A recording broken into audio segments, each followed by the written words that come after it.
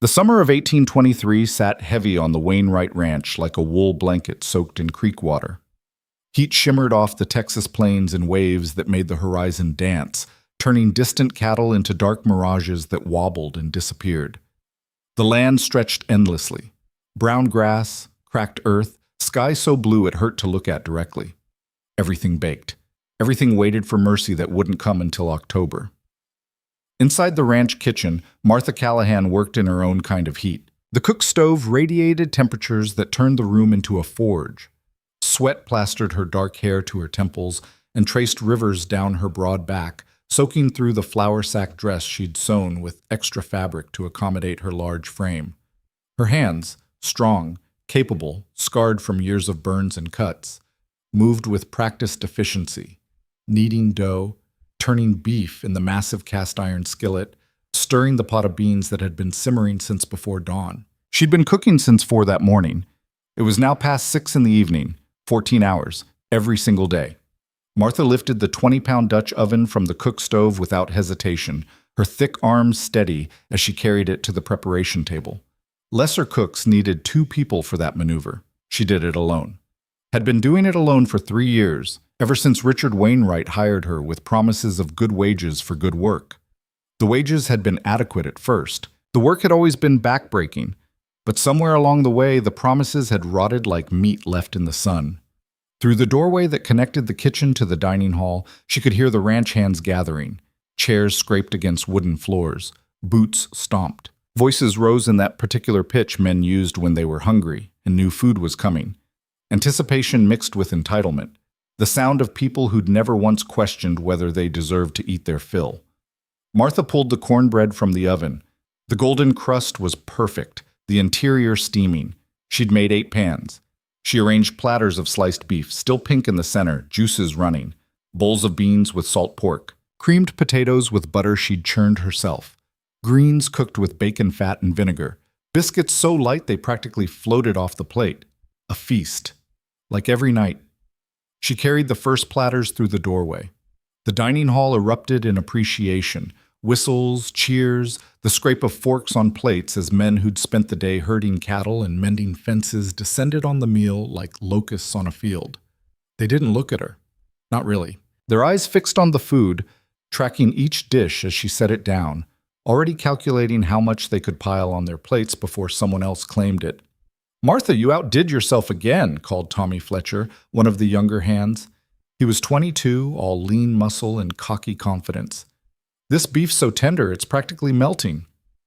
"Best cook in Texas," added Samuel Grant, reaching for a 3rd helping of potatoes. "Hell, best cook anywhere." The compliments floated past her like smoke. There and gone, warming nothing. Martha returned to the kitchen for more platters. Her lower back ached, a deep throb that never quite left anymore. Her feet, swollen inside boots she'd resoled twice, sent sharp pains up her calves with every step. She'd been standing for so long that her legs had gone past tired into a kind of numb endurance, the way a plow horse stops feeling the harness after enough miles. She made 4 more trips, filling the table until it groaned under the weight of abundance. Then she returned to her corner of the kitchen and sat on the 3-legged stool that wobbled if she shifted wrong. From the chipped ceramic bowl, the one with a crack down the side that made it unsuitable for serving guests, she ate what remained. The burnt edges of cornbread she'd scraped from the pan, congealed fat trimmed from the beef, beans from the bottom of the pot where they'd scorched slightly, a biscuit that had fallen on the floor and cracked. This was her dinner. Like every night. In the dining hall, 30 men ate like kings. In the kitchen, the woman who'd created their feast ate like a dog under the table. The arrangement had started 6 months ago, introduced with words Richard Wainwright had delivered with the smooth confidence of a man who believed his own benevolence. "Martha, you're a valuable member of this operation, but we need to address your health. For your own good, we're implementing portion control. Smaller meals will help you slim down, get your strength up. You'll thank me in the long run." She'd been too shocked to argue, too trained in deference to question, too worn down by years of being told that her body was wrong, too much, a problem that needed solving. The Cowboys had embraced the new policy with enthusiasm that bordered on cruelty. "Helping you get healthy, Martha," they'd say, piling their plates high while she portioned out her scraps. "You'll be fighting off suitors once you slim down." The laughter always followed. Always. At first, she'd believed them, believed that perhaps they were right, that if she just ate less, worked harder, took up less space, she might become the kind of woman who deserved a full plate, the kind of woman who deserved to be seen as something other than the help. But hunger had a way of clarifying truth. She wasn't losing weight. She was losing strength. Her hands shook by evening. Her vision sometimes blurred. The work that had once been challenging but manageable now left her hollowed out, running on fumes and spite, and still she cooked abundance for everyone but herself. Martha finished her scraps and stood to begin the washing. 3 hours of scrubbing dishes, pots, pans, platters, utensils. The dining hall would empty. The ranch hands would retreat to the bunkhouse for cards and tobacco and stories. Richard Wainwright would retire to his office for whiskey and ledgers. And she would stand at the wash basin until her hands were raw, until the last pot gleamed, until the kitchen was ready to begin again at 4 the next morning. The water in the basin had just started steaming when she heard the knock, not the casual bang of a ranch hand wanting a late snack. This was deliberate, controlled, 3 measured raps on the kitchen's exterior door, the one that opened to the yard. Martha dried her hands and crossed the room, confused. No one used that door. Everyone on the ranch knew to come through the dining hall. She pulled it open. The man on the other side was a mountain-given human form. He stood at least 6.5 feet tall, shoulders so broad they blocked the twilight behind him. His face was all hard angles, sharp jaw shadowed with dark stubble, prominent cheekbones, a nose that had been broken at least once. His eyes were the color of riverstone, gray-green and watchful, set deep under heavy brows. He wore buckskin pants, a linen shirt with the sleeves rolled to his elbows, and a wide-brimmed hat that had seen better years. Everything about him suggested competence, endurance, danger carefully controlled. "Caleb Stone," he said. His voice was like gravel rolling in a canyon. "Wainwright's expecting me." Martha found her voice. "The dining hall entrance is around front." "I know." He didn't move. "Smelled the cooking from the road. Wanted to meet the person responsible before I met the boss." She blinked. In 3 years, no one had ever sought her out to offer compliments before eating. They praised the food after, sometimes in the abstract, but they'd never wanted to meet the cook first. "I'm Martha Callahan." She stepped aside. "You're welcome to come through." He moved into the kitchen with the careful awareness of large men in small spaces, ducking slightly under the doorframe even though he didn't need to.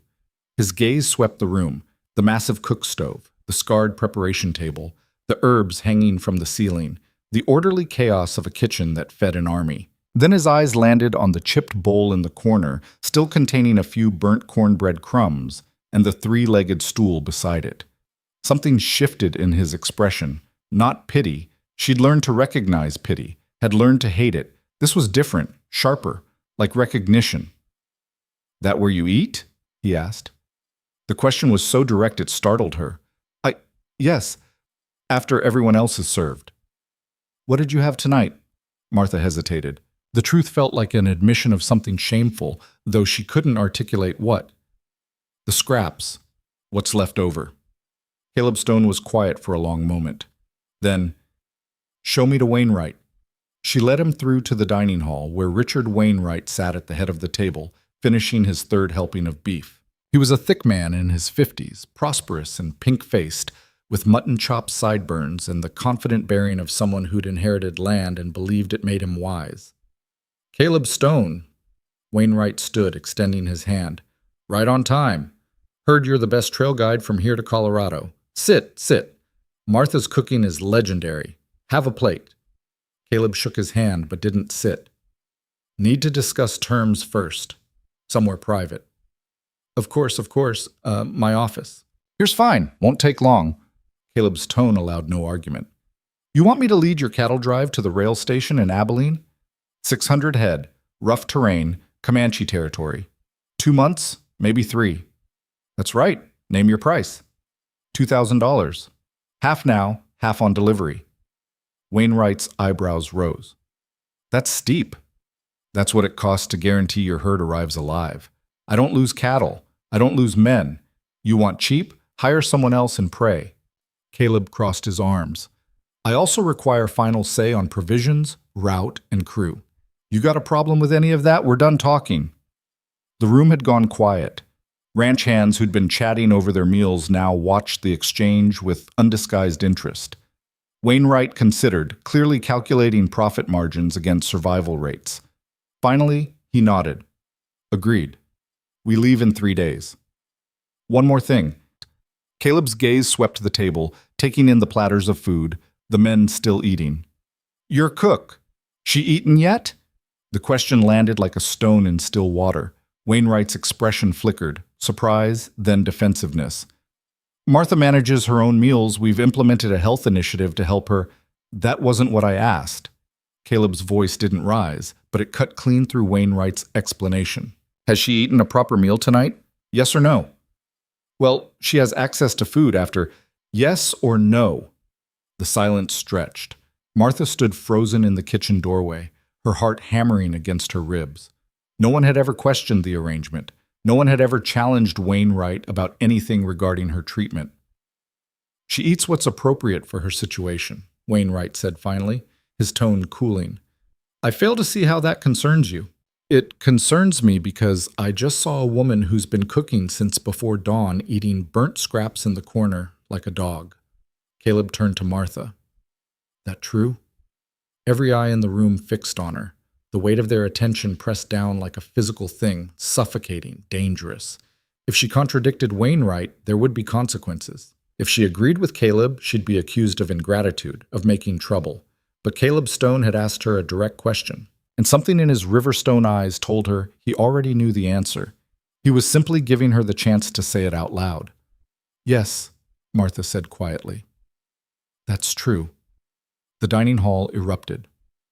"Now hold on," Wainwright started. "She's exaggerating," Tommy Fletcher added. "We're helping her lose weight," Samuel Grant insisted. Caleb held up one hand. The room fell silent. "Here's how this works," he said, his voice carrying the flat authority of a man who'd stared down grizzly bears and won. "I eat what she eats, tonight and every night until I leave. You got her eating scraps, then that's what I eat. You got her eating a proper meal, then I'll do the same." Wainwright's face flushed red. "That's absurd. You're our guest." "I'm your trail guide, and those are my terms." Caleb pulled out a chair at the table but didn't sit. Instead, he walked back to the kitchen. Martha watched, stunned, as he picked up her chipped bowl, the one with burnt cornbread crumbs and congealed fat, and carried it back to the dining hall. He set it at the place he'd claimed, then sat down. Every man in the room stared. Caleb met their gazes without flinching. Then he picked up the largest piece of burnt cornbread, took a deliberate bite, and chewed. "This what you consider appropriate?" he asked Wainwright. The ranch owner's jaw worked soundlessly. "Because I'll tell you what I consider appropriate," Caleb continued. "The woman who's been working 14-hour days to feed 30 men deserves the same meal those men are eating, at minimum. Preferably better, since she's doing the hardest job on this entire operation. She's compensated, with scraps and exhaustion." Caleb took another bite of burnt cornbread, his expression never changing. "So here's the new arrangement. Starting tomorrow, Martha eats first. A full plate, same portions as everyone else. She sits at this table if she wants. And if I hear even one comment about her weight, her portions, or her health, the man who said it walks back from Abilene. Understood?" No one spoke. "I asked if that's understood." "You can't dictate," Wainwright began. "I can walk away, right now. You'll find another guide eventually. Might take a month, might take 3. And while you're looking, your cattle will be eating grass you need for winter feed, costing you money every single day. So you decide, is keeping this woman underfed worth losing thousands of dollars?" The calculation played across Wainwright's face like a stage show. Pride versus profit, control versus loss. Profit won. It always did. "Fine," Wainwright bit out. "Martha eats with the men, full portions. Starting now." Caleb gestured to the platters still on the table. "Get her a plate." No one moved. "I'll do it," Martha said quietly. She walked to the sideboard on shaking legs, took a clean plate, not chipped, not cracked, a good plate, and filled it.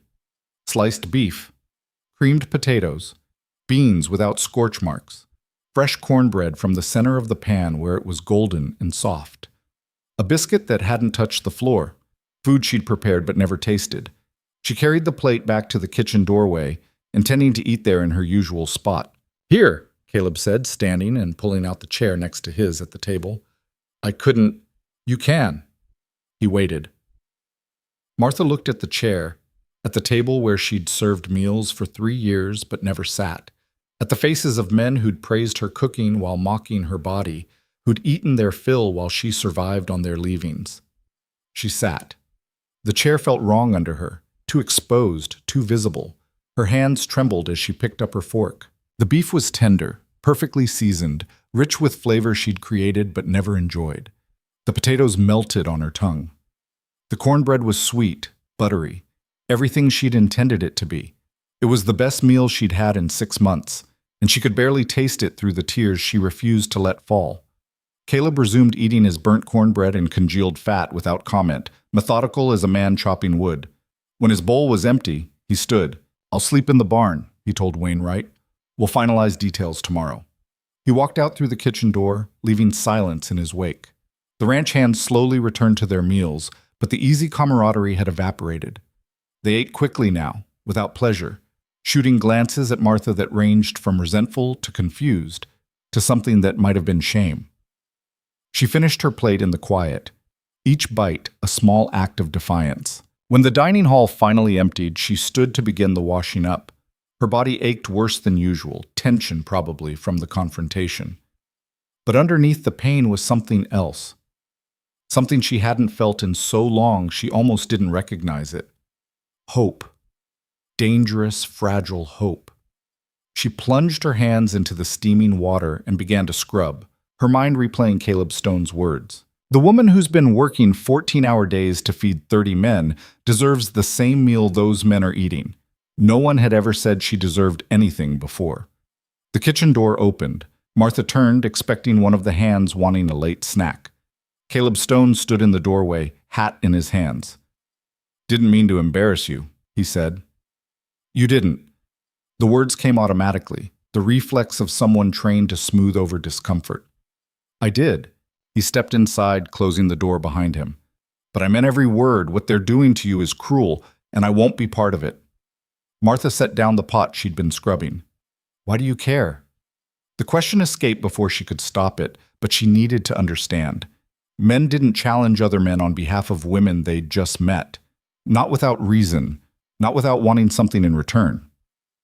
Caleb was quiet for a moment, turning his hat in his hands. When he spoke, his voice was low, weighted with memory. "Had a sister, Caroline. She was built like you, strong, solid, capable of work that would break lesser people." He stared at his hat. "Town we grew up in had opinions about how women should look, what they should weigh, how much space they should take up. Caroline tried everything to get smaller, ate less and less, worked harder and harder." He paused. Martha waited, her heart beginning to pound. "She died when she was 19. Just wore out. Body gave up from exhaustion and starvation." Caleb's jaw tightened. "And everyone at her funeral talked about what a tragedy it was. How she was so young, so hard-working. Not one of them admitted they'd starved her. Not one of them took responsibility." The kitchen was utterly silent, except for the crackle of embers in the cook stove. "I can't bring Caroline back," Caleb said, "but I sure as hell won't watch another woman get treated the way she was. Not if I can stop it." Martha's throat felt tight. "I'm sorry about your sister. I'm sorry you've been going through this alone." He met her eyes. "But you're not alone anymore. Not while I'm here." He settled his hat back on his head and moved toward the door. "Mr. Stone," Martha called. He turned. "Thank you." Something like a smile crossed his weathered face. "Caleb, and you're welcome." He left, closing the door softly behind him. Martha stood in her kitchen, her domain, her prison, her refuge, and felt something crack open inside her chest. Not breaking, opening, like a seed splitting to let something new push through. She returned to the washing with hands that no longer shook, scrubbing pots in water that had gone lukewarm, her mind already drifting to tomorrow. Tomorrow she would eat first. Tomorrow she would take a full plate.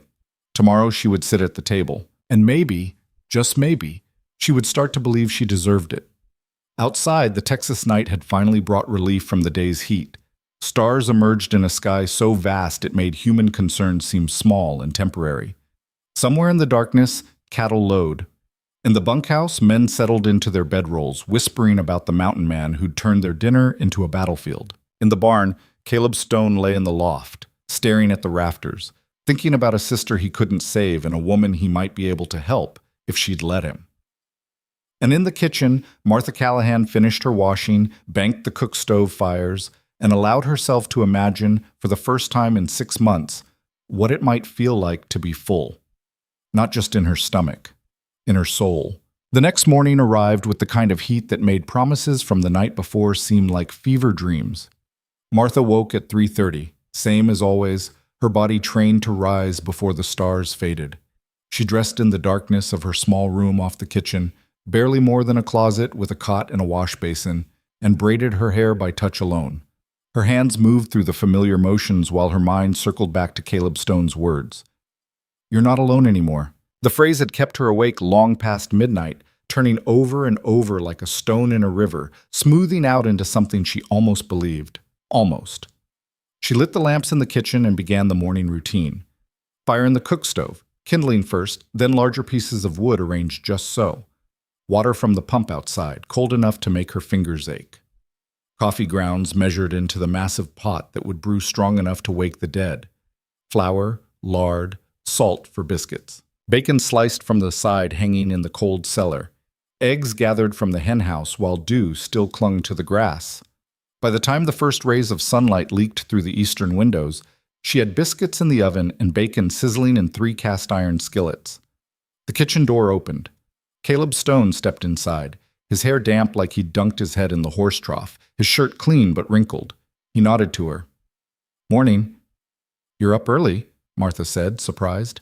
Most guests slept until the breakfast bell. "Never sleep past dawn." He crossed to the cook stove, studying the operation with the assessing eye of someone who understood efficiency. "Need help?" She nearly dropped the spatula. "Help? I can crack eggs, flip bacon. Won't claim to be good at it, but I can follow instructions." Martha stared at him. In 3 years, not one person had offered to help her cook. The kitchen was her domain, which meant it was also her burden, hers alone to carry. "The bacon needs turning," she heard herself say. "Don't let it burn." Caleb moved to the skillets with the same careful competence he'd shown the night before, flipping strips with the spatula, adjusting them away from the hottest part of the pan. He worked in silence, not expecting conversation, just reducing the workload by a fraction. That fraction felt enormous. Martha mixed eggs in a bowl large enough to bathe a child, whisking until her shoulder ached. "You don't have to do this. The men will talk. Let them." He finished with the bacon and started laying the strips on a platter lined with cloth to absorb the grease. "They talk anyway. Might as well give them something true to talk about." The biscuits came out golden and perfect. Martha plated them in pyramids the way the hands liked. Caleb carried the bacon to the sideboard in the dining hall without being asked, moving like he'd done this before in some other kitchen, some other life. When everything was ready, eggs scrambled in butter, bacon crisp, biscuits steaming, gravy thick and peppered, Martha stood at the sideboard and realized she was supposed to eat first. Her stomach twisted with anxiety. The dining hall was filling with ranch hands, men shuffling in with sleep-heavy eyes and demanding appetites. They saw the food and moved toward it with the inexorable pull of water flowing downhill. Tommy Fletcher reached for a biscuit. "Wait," Caleb said. The single word stopped the entire room. Tommy's hand hovered over the biscuit basket. "What?" "Martha eats first. That was the agreement. She can eat with us." "First means first." Caleb gestured to the sideboard. "Go ahead, Martha." 29 men watched her. Their faces showed varying degrees of irritation, confusion, and barely concealed resentment. This was their breakfast, their routine, their right as men who did hard labor. What gave her the authority to eat before them? Martha's hands trembled as she picked up a plate. The voice in her head, the one that sounded like her mother, like the town preacher, like every person who'd ever commented on her size, whispered that she should refuse, that she was being selfish, that she didn't deserve this. But her body was so tired, so hungry. And Caleb had fought for this. She took 2 eggs, 3 strips of bacon, 1 biscuit with a generous spoonful of gravy. It felt like theft. She carried her plate to the table and sat in the same chair she'd claimed last night. The wood felt less foreign this morning, but still wrong, still presumptuous. Caleb nodded to the ranch hands. Now you can eat. The stampede began. Men surged forward, piling plates high, jostling for position at the sideboard. Within minutes, the platters were decimated, reduced to crumbs and smears of grease. Martha ate slowly, forcing herself to taste each bite, even though anxiety had killed most of her appetite. The eggs were fluffy, perfectly salted. The bacon had just the right amount of char. The biscuit dissolved on her tongue like a prayer. Across the table, Tommy Fletcher watched her with narrowed eyes. Must be nice getting special treatment. Must be nice getting fed at all, Caleb said without looking up from his own plate. Since Martha's the one doing the feeding. We work hard. So does she. Harder than most of you, I'd wager. Caleb's tone was conversational, almost friendly, which somehow made the words cut deeper.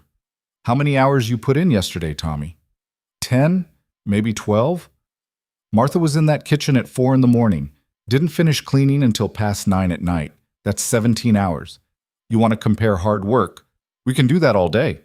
Tommy's face flushed red, but he dropped his gaze to his plate and didn't respond. The meal continued in uncomfortable silence, broken only by the scrape of forks and the occasional request to pass the salt. Martha finished half her plate before her stomach signaled it was full. Months of small portions had shrunk her capacity. She stood to clear her dish. Leave it, Caleb said. Someone else can handle cleanup this morning. That's my job.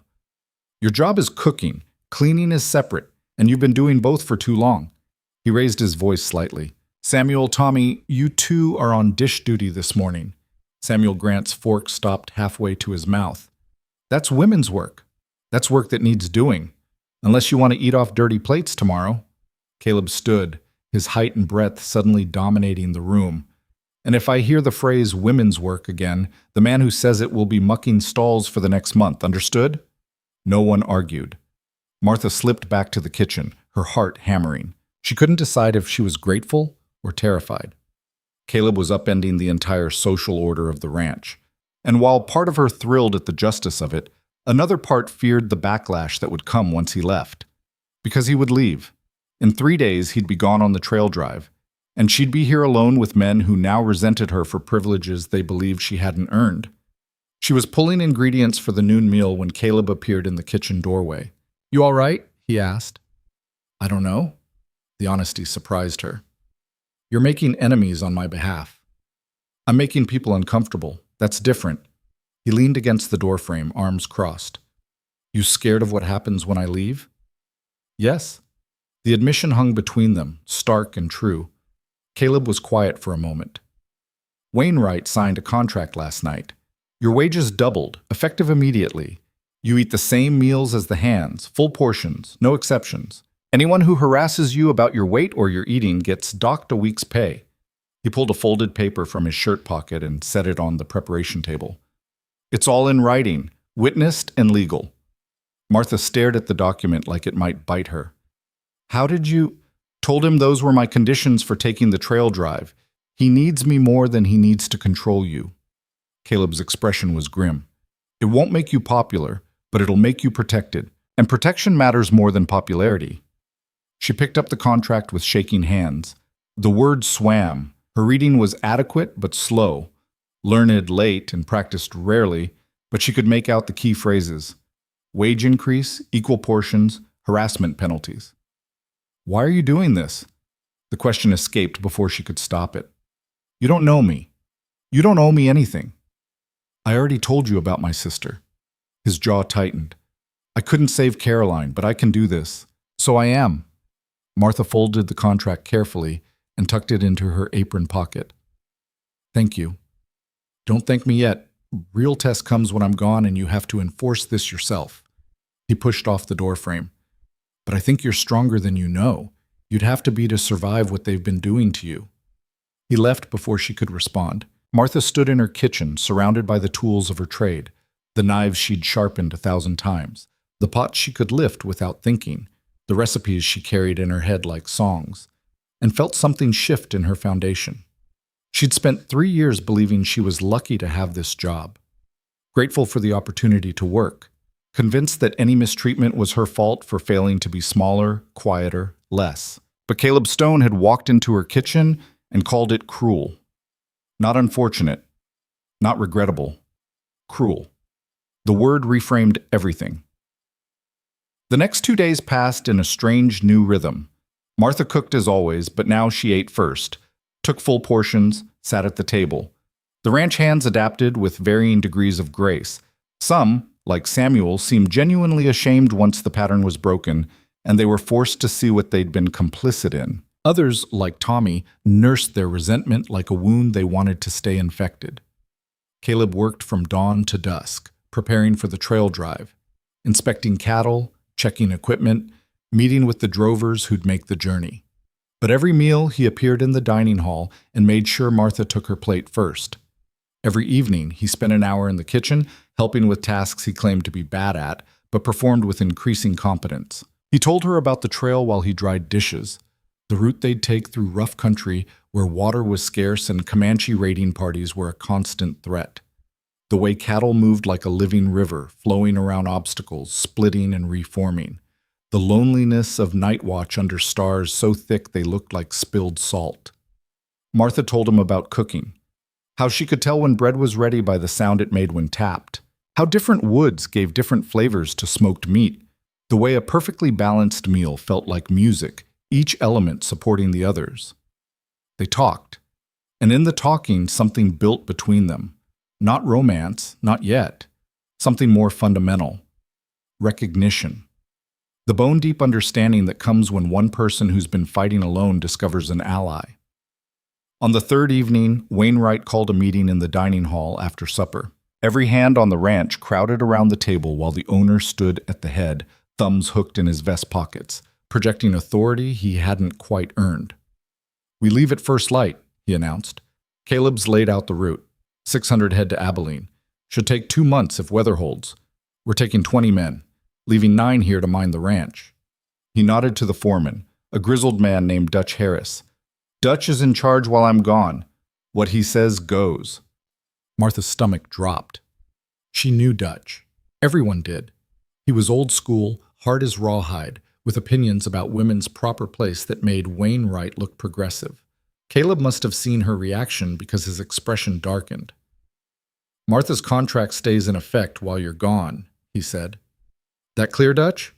Dutch's weathered face remained impassive. "Got the paperwork. I can read." "Reading and following are different things. I follow legal contracts."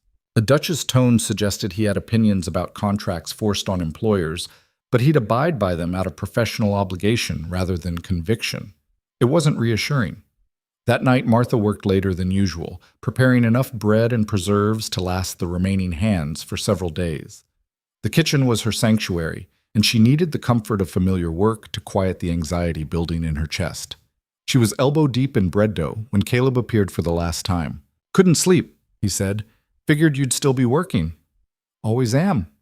She kneaded the dough with practiced efficiency, pressing and folding, pressing and folding. "You ready for tomorrow?" "As ready as I'll ever be." He pulled up the 3-legged stool and sat, long legs stretched out, hat in his hands. "Worried about you, though." "I'll be fine." Dutch doesn't like the new arrangement, but he follows rules. He won't break the contract. "He won't break it openly," Caleb said, "but there's ways around things, loopholes, technicalities." He turned his hat in his hands. "If things get bad, really bad, there's a trading post about 15 miles east run by a woman named Sarah Mallister. She's fair and she's always looking for good help. You tell her I sent you, she'll give you work." Martha wiped her hands on her apron, surprised by the tightness in her throat. "You think I'll need to run?" "I think you should have options." He met her eyes. "And I think you're worth more than this place has been paying you. In money and in respect." She sat down on the preparation table's edge, suddenly exhausted. "I've never been anywhere but here in the town I grew up in. The idea of leaving terrifies me." "I know," Caleb finished, "but sometimes staying is more dangerous than leaving." They sat in silence, the only sound the crackle of embers in the cooling cook stove. "Will you come back?" Martha asked quietly. Trail drives 2 months there and back, maybe 3 depending on weather and trouble. So yes, I'll come back. He paused. If you're still here, where else would I be? Somewhere better, somewhere that sees what you're worth. He stood, settling his hat on his head. But if you are here, I'll check on you first thing. Make sure Dutch kept his word.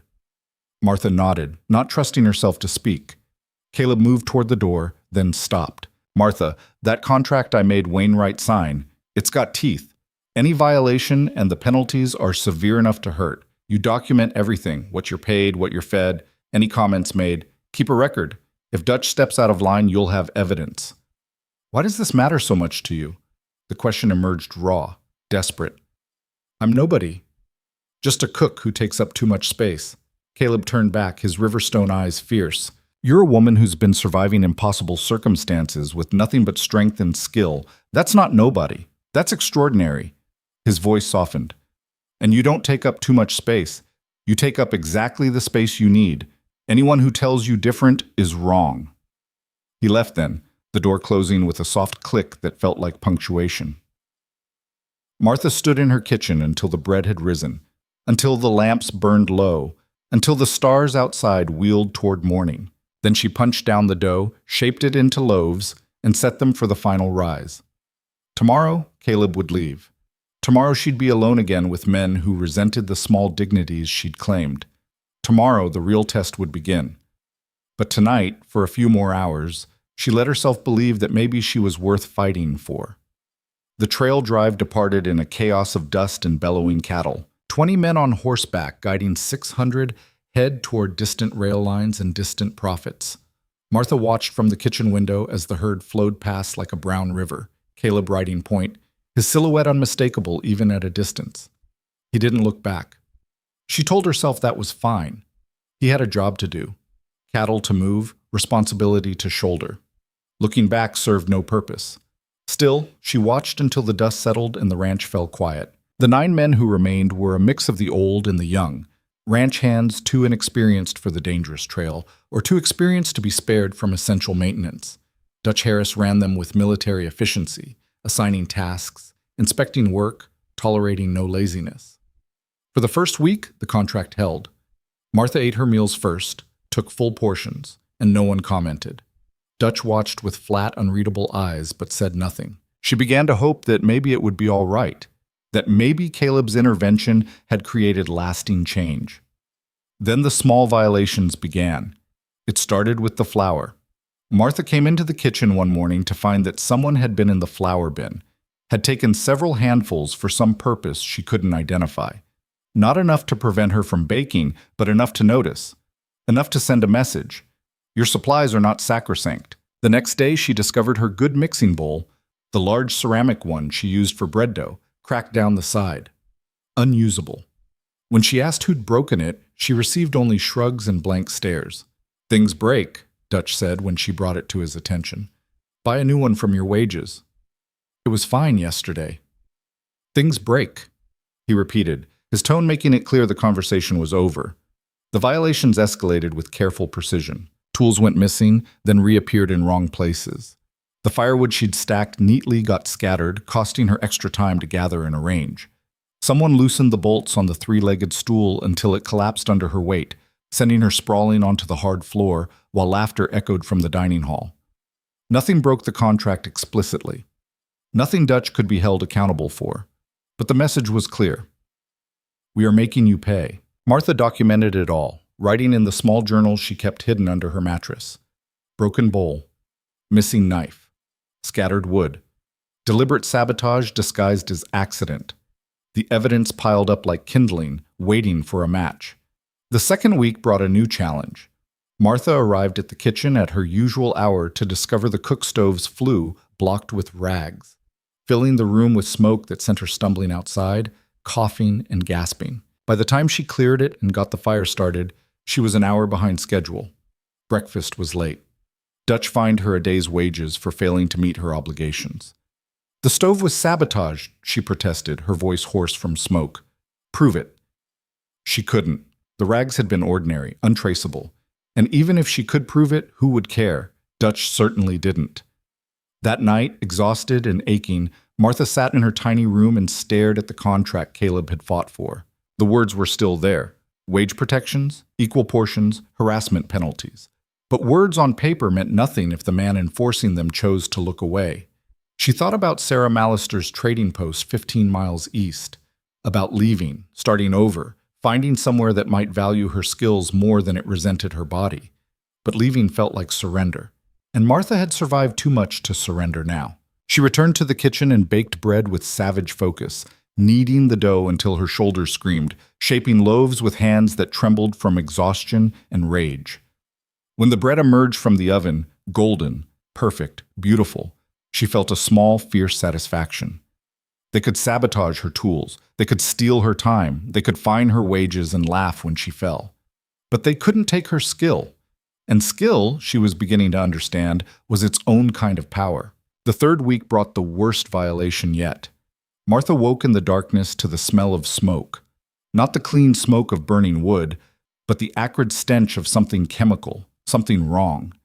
She bolted from her room to find the kitchen engulfed in flames, fire racing across the wooden floor where someone had poured lamp oil in a deliberate trail. She screamed for help while grabbing every bucket she could find, racing to the pump outside, hauling water that sloshed and spilled in her panicked rush.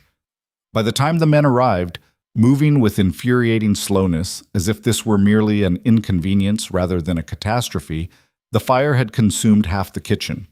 They put it out eventually, saved the structure, though the damage was extensive. Charred floorboards, smoke-stained walls, her carefully organized supplies destroyed or contaminated. Dutch surveyed the destruction with the same flat expression he wore for everything.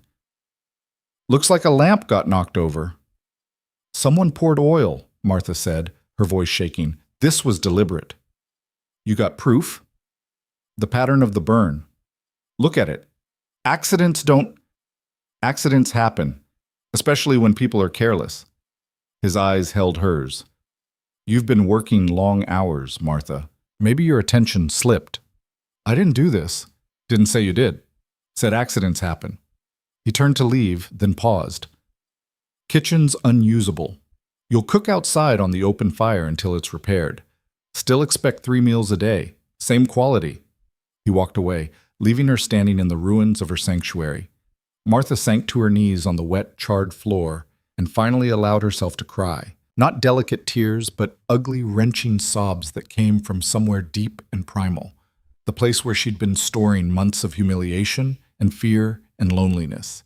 She cried until she was empty. Then she stood up, wiped her face with her ruined apron, and began to salvage what she could. Cooking over an open fire was brutally hard. Everything took longer, burned easier, required constant attention. The heat was worse than the cook stove, the smoke inescapable. Martha's arms blistered from sparks. Her face reddened from constant exposure. Her back ached from bending over flames instead of working at counter height. But she cooked 3 meals a day, same quality, because surrendering that would be surrendering everything. The men ate her meals without comment, their faces showing a mix of guilt and satisfaction that made her stomach turn. They'd wanted to break her, and they'd come close. But she was still standing, still cooking, still claiming her contracted portions, even if she often couldn't finish them due to exhaustion. Dutch watched it all with eyes like flint and said nothing. At night, Martha collapsed onto her cot and dreamed of fire, of running, of Caleb Stone riding back to find her gone, dissolved into smoke and memory. But morning always came, and with it, the work. She was kneading bread dough on a makeshift table under the merciless sun when the rider appeared on the horizon. Single horse moving fast, sending up a plume of dust that caught the light. Martha shaded her eyes and watched the figure resolve into something recognizable. Broad shoulders, dark hat, the purposeful posture of a man who'd covered distance with urgent intent. Caleb Stone. He wasn't supposed to be back for another month at least. He rode straight to the kitchen yard and dismounted before his horse had fully stopped, his gaze sweeping the charred structure behind her, the makeshift cooking setup, the burns on her arms, the exhaustion written in every line of her body. His expression went from concern to fury in the space of a heartbeat. "What happened?" His voice was deadly quiet. Martha opened her mouth to explain, but the words stuck. She'd been holding herself together through sheer will, and his presence, the sudden safety of it, threatened to shatter what remained of her composure. "Fire," she managed. "3 weeks ago. They said it was an accident. They said, 'Where's Dutch?' Caleb, don't—" But he was already striding toward the main house, his boots raising small clouds of dust with each step. Martha abandoned her bread and ran after him, knowing that whatever came next would change everything, hoping she'd have the strength to face it. Dutch Harris was in the main house office, reviewing ledgers with the kind of meticulous attention he brought to everything, when Caleb kicked the door open hard enough to crack the frame. The foreman looked up slowly, his weathered face showing no surprise, as if he'd been expecting this confrontation since the moment the fire started. He set down his pen with deliberate care. "Stone, you're back early. Cattle drives handled. Left my second in charge." Caleb crossed the room in 3 strides and slammed both palms on the desk, rattling the inkwell. "Want to explain why Martha's cooking over an open fire with burns all over her arms?" "Kitchen fire. Unfortunate accident." Dutch leaned back in his chair, hands folded across his stomach. "These things happen. These things get made to happen." Caleb's voice was low, dangerous. "I've seen sabotage before. Know what it looks like. That fire was deliberate. You got proof of that? I've got eyes, I've got a brain, and I've got a contract that you violated." Caleb straightened to his full height. "Where's the documentation of the incident? Investigation? Repairs ordered?" Dutch's expression didn't change. "Fire happened, we put it out. Martha kept cooking. End of story. Not even close to the end." Caleb pulled the contract from his coat pocket, unfolding it with sharp, angry movements. "This document specifies safe working conditions, adequate equipment, protection from harassment. You're in violation of all 3. Kitchen's being repaired, she's got equipment, and nobody's harassing her. She's cooking in the sun with makeshift tools while the men who probably started that fire eat meals she can barely stand long enough to prepare." Caleb's jaw clenched. "That's not adequate. That's punishment." Martha appeared in the doorway, breathless from running. "Caleb, please—" "Show me your arms," he said without looking at her. "It's not that bad." "Show me." She hesitated, then pushed up her sleeves. The burns were angry red welts, some blistered, others crusted over with the beginnings of scabs. Evidence of weeks spent too close to open flames, sparks landing on skin that had no protection, no escape. Caleb stared at her arms for a long moment. When he looked back at Dutch, something lethal had entered his expression. "Here's what's going to happen," he said, his voice quiet and final as a grave closing. "You're going to hire carpenters today. The kitchen gets rebuilt properly, better than before.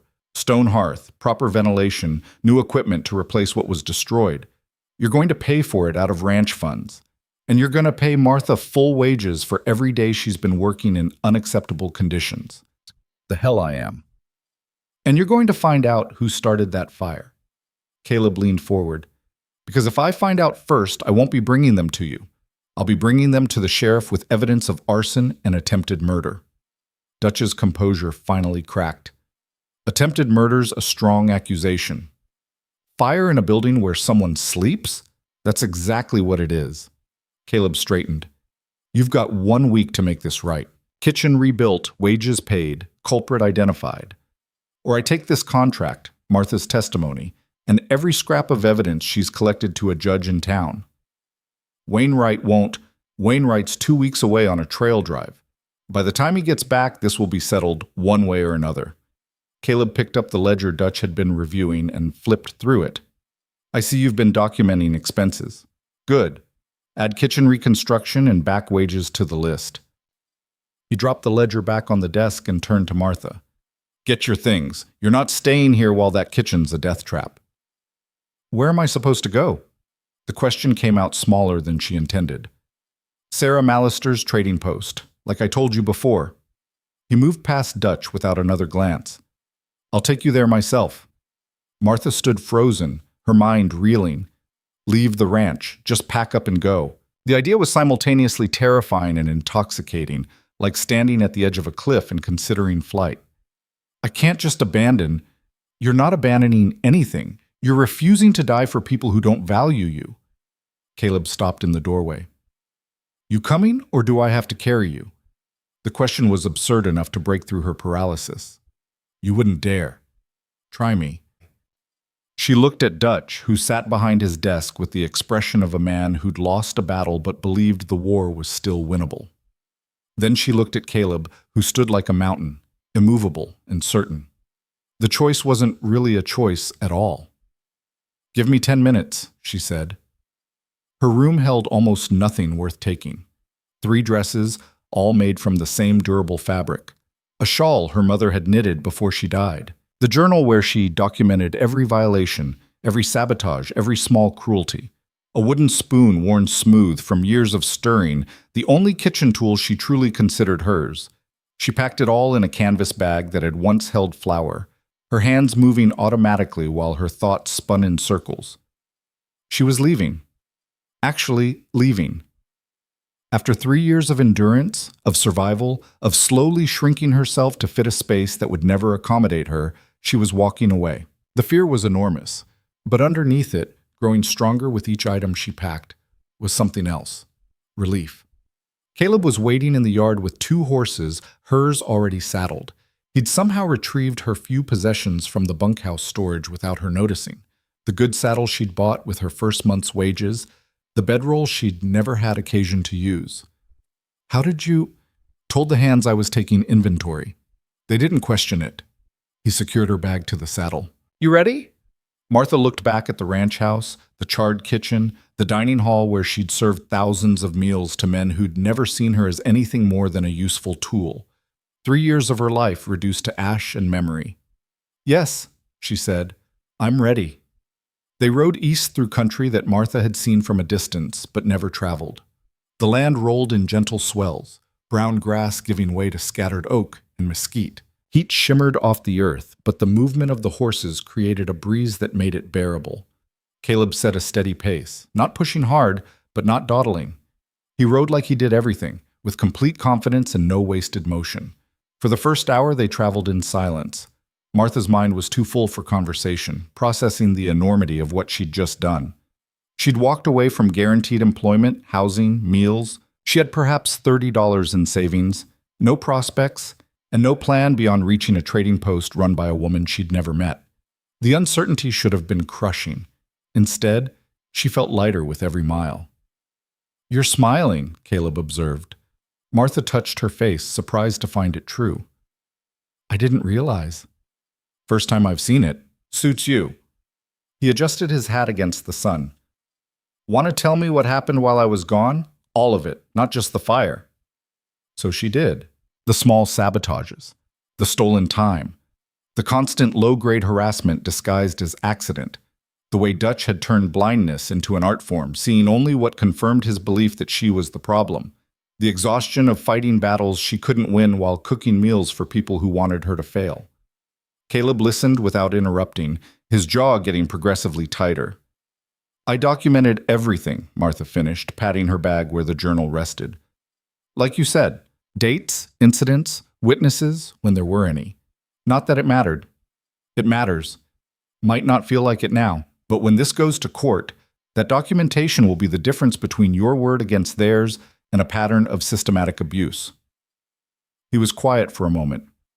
I'm sorry I left you there. You had a job. Job's not worth your safety.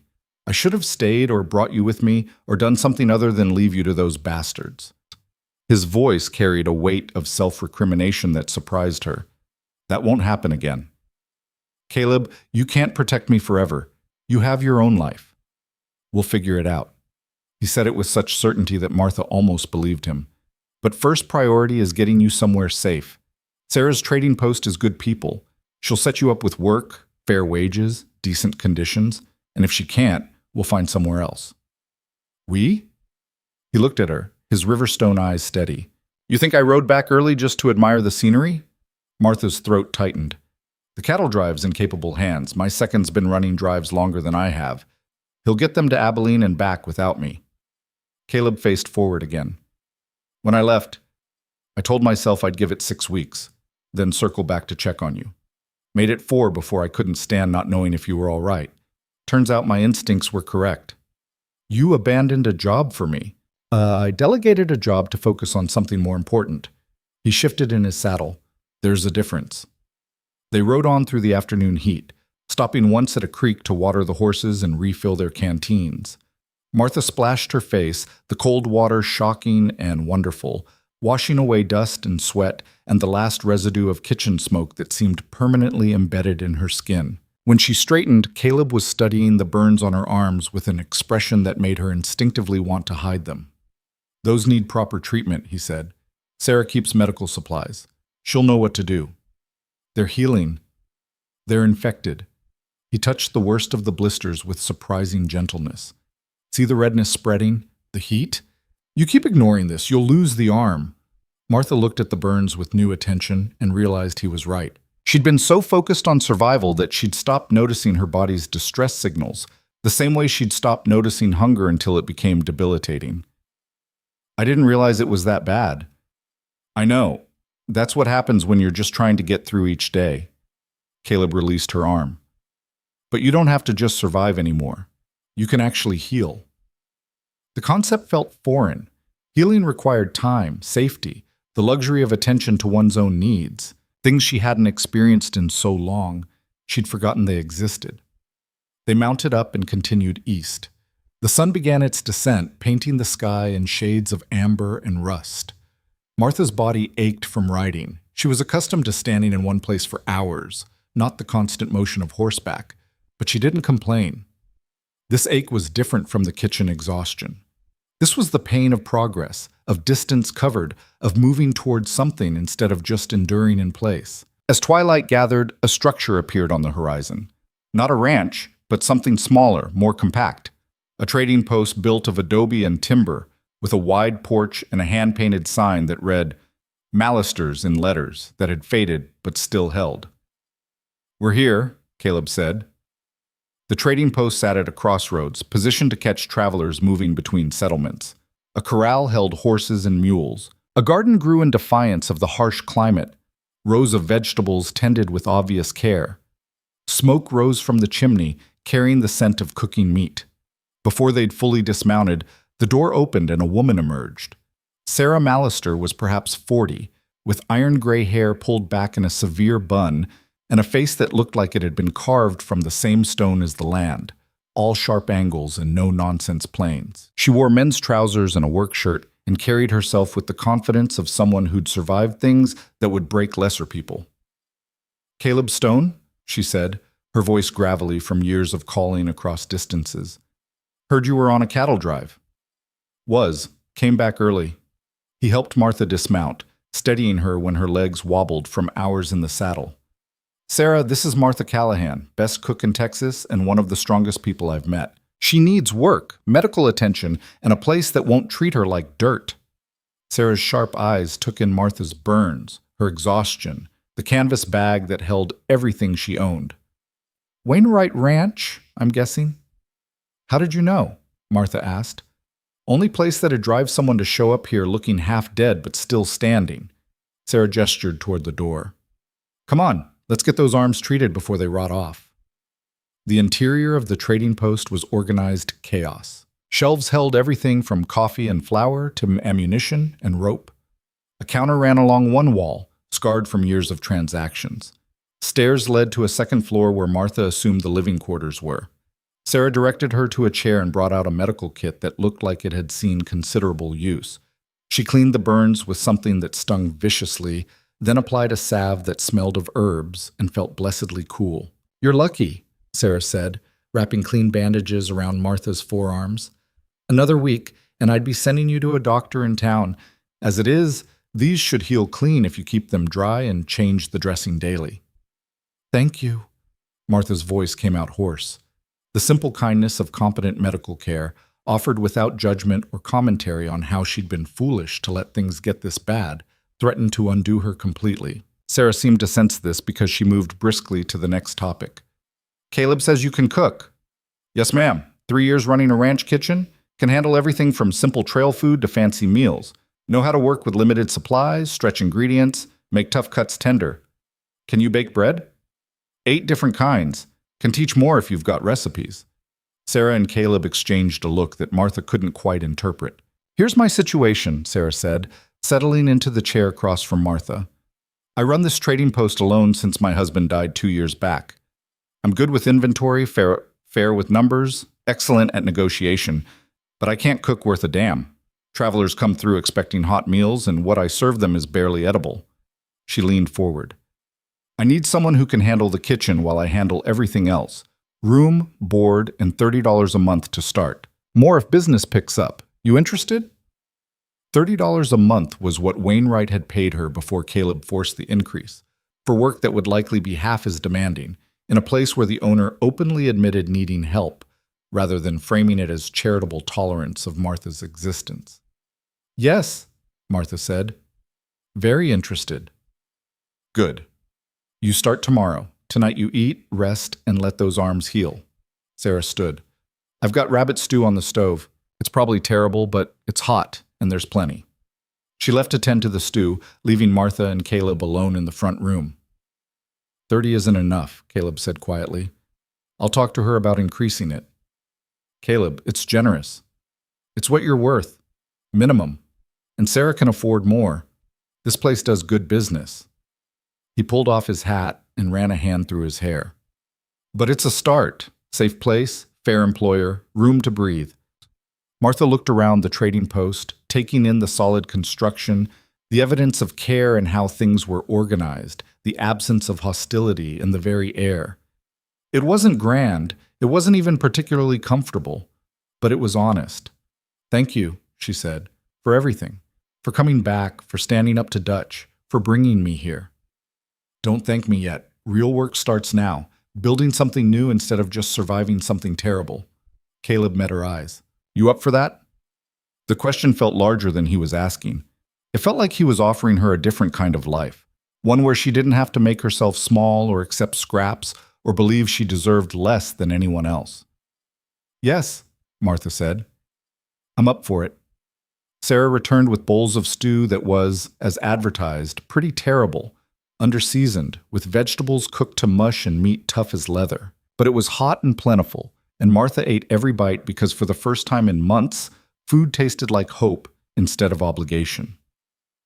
That night, she slept in a real bed in a small room upstairs with clean sheets and a window that opened to let in the cool night air.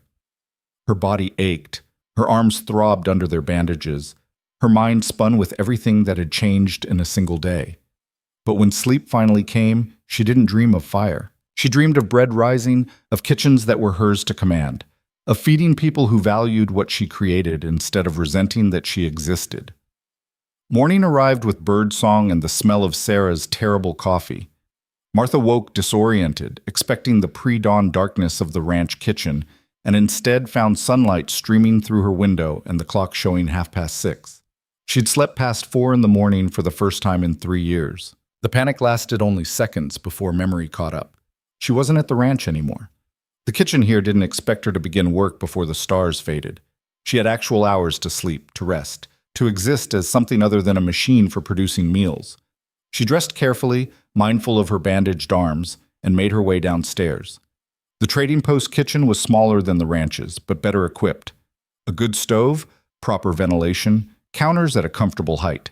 Shelves stocked with supplies that showed Sarah's organizational skills, even if her cooking ability was lacking. Everything was clean, orderly, ready for someone who knew how to use it. Martha stood in the center of the room and felt something unlock in her chest. This could be hers. Not in ownership, but in authority. Her domain, her decisions, her standards. Sarah appeared in the doorway with 2 mugs of coffee. Thought you might want this. It's awful, but it's caffeinated. I can teach you to make better coffee, Martha said, accepting the mug. The coffee was indeed awful, weak and bitter simultaneously, an impressive achievement in wrongness. I'd appreciate that, along with everything else I don't know about cooking. Sarah leaned against the doorframe. Caleb's out in the barn. Said he's staying a few days to help get you settled. Didn't ask, just informed me. That sound like him? Yes. Martha sipped the terrible coffee. He's determined. He's halfway in love with you and doesn't know how to say it. Sarah's bluntness was startling. Fair warning. Martha nearly choked on her coffee. That's not... We barely know each other. I've known Caleb Stone for 5 years, seen him interact with dozens of women, Never seen him ride back early from a job for any of them. Never seen him look at anyone the way he looks at you." Sarah shrugged. "Do with that information what you will, but don't pretend you haven't noticed." She left before Martha could formulate a response. The day passed in a blur of activity. Martha took inventory of the kitchen supplies, planned menus, and prepared her first meal for the trading post, a simple breakfast of eggs, bacon, and biscuits that Sarah proclaimed the best thing she'd ever tasted. "That's just because your standards are low," Martha said. But she felt a flush of pride nonetheless. Travelers came through around noon, a family heading west, looking for land to claim and hope to cultivate. Martha served them stew with actual flavor, bread that wasn't burnt, and pie made from dried apples reconstituted with care. They paid for their meals and asked when they could come back. By evening, Martha had cooked 3 full meals, reorganized the entire kitchen, and taught Sarah the basics of making decent coffee. Her arms ached under their bandages, but it was the ache of work well done, not the grind of impossible demands. Caleb appeared for supper, looking dusty and satisfied. "Fixed the leak in the barn roof, reinforced the corral fence, chopped enough wood to last through next week." "You didn't have to do all that," Sarah said. "I know, but I was here and it needed doing." He tried Martha's pot roast and closed his eyes briefly. "This is outstanding. It's adequate." Martha deflected the compliment automatically, then caught herself. "Actually, no. It's good. I made it good. And I'm allowed to acknowledge that." Caleb smiled, the expression transforming his weathered face into something approaching handsome. "Yes, you are." They ate together at the small table in the kitchen, the 3 of them passing dishes and talking about nothing important: weather, travelers, the quality of the season's crops. Ordinary conversation that felt extraordinary because no one was mocking Martha's portions, questioning her presence, or treating her existence as a problem to solve. After the meal, Sarah excused herself to handle the evening's ledgers, leaving Martha and Caleb to clean up. "You settling in all right?" he asked, drying plates with economical efficiency. "Better than all right. This place feels—" Martha searched for the right word. "Possible. Like I could actually build something here." "You can." He set down the plate. "Martha, I need to tell you something." The seriousness in his tone made her nervous. "What?" "When I came back and saw what Dutch had done, saw you cooking over open flames with burns all over your arms, something in me just—" He struggled for words. "I can't watch you suffer. I can't ride away and hope things work out. I know we haven't known each other long, and you've got every reason to be cautious, but—" "Sarah told me you're halfway in love with me," Martha interrupted. Caleb went very still. "Did she now? Is it true?" He set down the dish towel and turned to face her fully. "I don't know if it's half or whole, but yes, there's something there. Has been since that first night when you answered honestly about eating scraps instead of lying to protect Wainwright's reputation." His Riverstone eyes held hers. "You're the strongest person I've ever met. The most talented, the most deserving of every good thing this world has to offer. And if that means I'm in love, then yes, I am." The declaration should have terrified her. Instead, it felt like the missing piece of something she hadn't known was incomplete. "I don't know how to do this," Martha said quietly. No one's ever looked at me the way you do, like I'm worth something beyond what I can produce. You are worth everything.